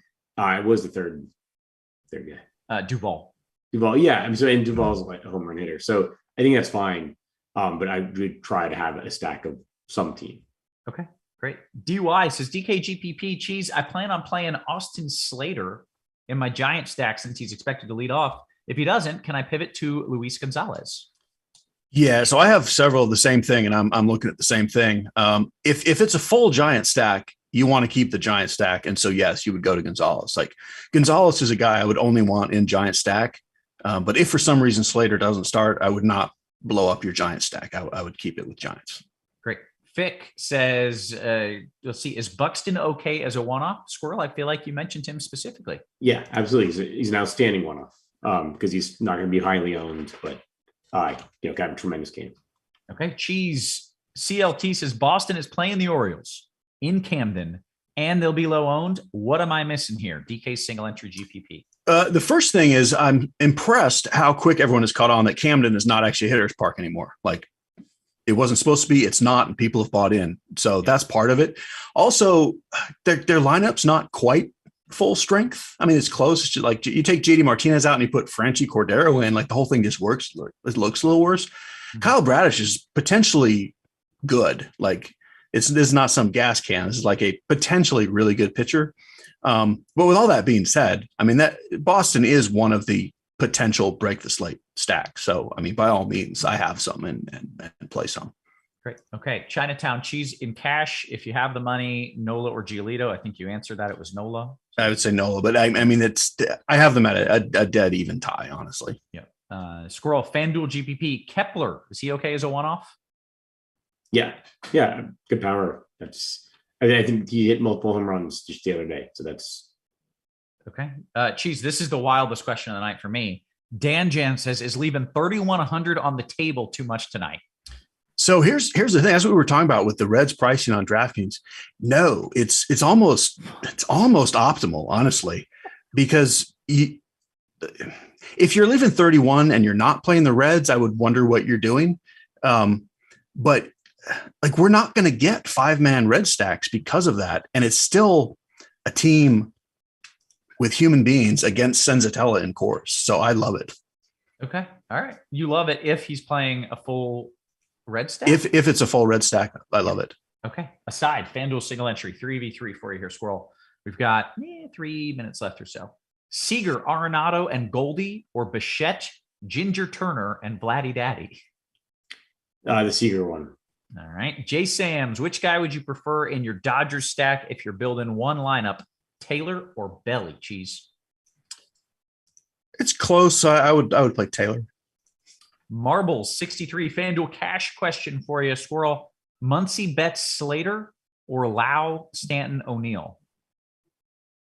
Muncy bets Slater. I don't know about Slater, but like Muncy and bets should be outstanding. Also note that the Lau may be low. I don't know if those two dudes are still doing. Well, so Brandon Lau is the guy I really like. There is also a Josh Lowe on the slate, but I think based on that question, I think he meant Brandon Lau. What the hell happened to Nate Lowe? Is he still around? He is too. Oh, he's also on the slate.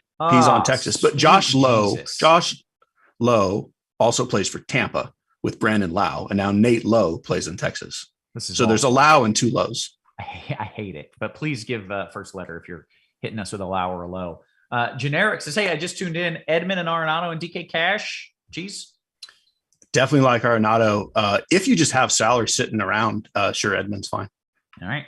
Jamal, DK Cash here. Arenado, Naquin, or the Moose Tacos in the Buxton?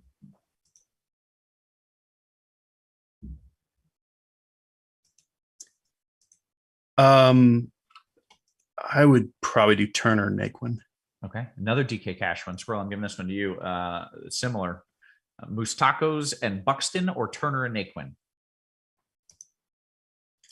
All right. Turner and wait, which Turner? Like Trey Turner? I don't know. It's probably the Trey Turner one. Okay. All right. Beaner says, I've got 3,400 left. I need a catcher or first on a FanDuel GPP. Cheese, can you help him out? We got about a minute left here. What was the number? 31? 3,400 catcher first in FanDuel. Oh, GPP. Will Smith.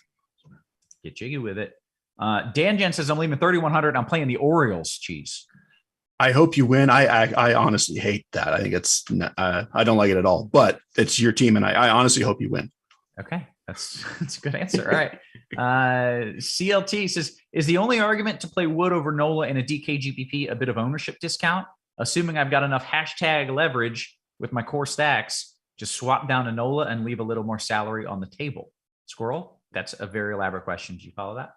So wait, Is the only argument to play Wood over Nola an ownership discount? I don't know. There's going to be a huge ownership discount, and there's not a huge projection discount. They seem like basically the same guy to me on FanDuel. They're about the same price, same ownership, and same projection.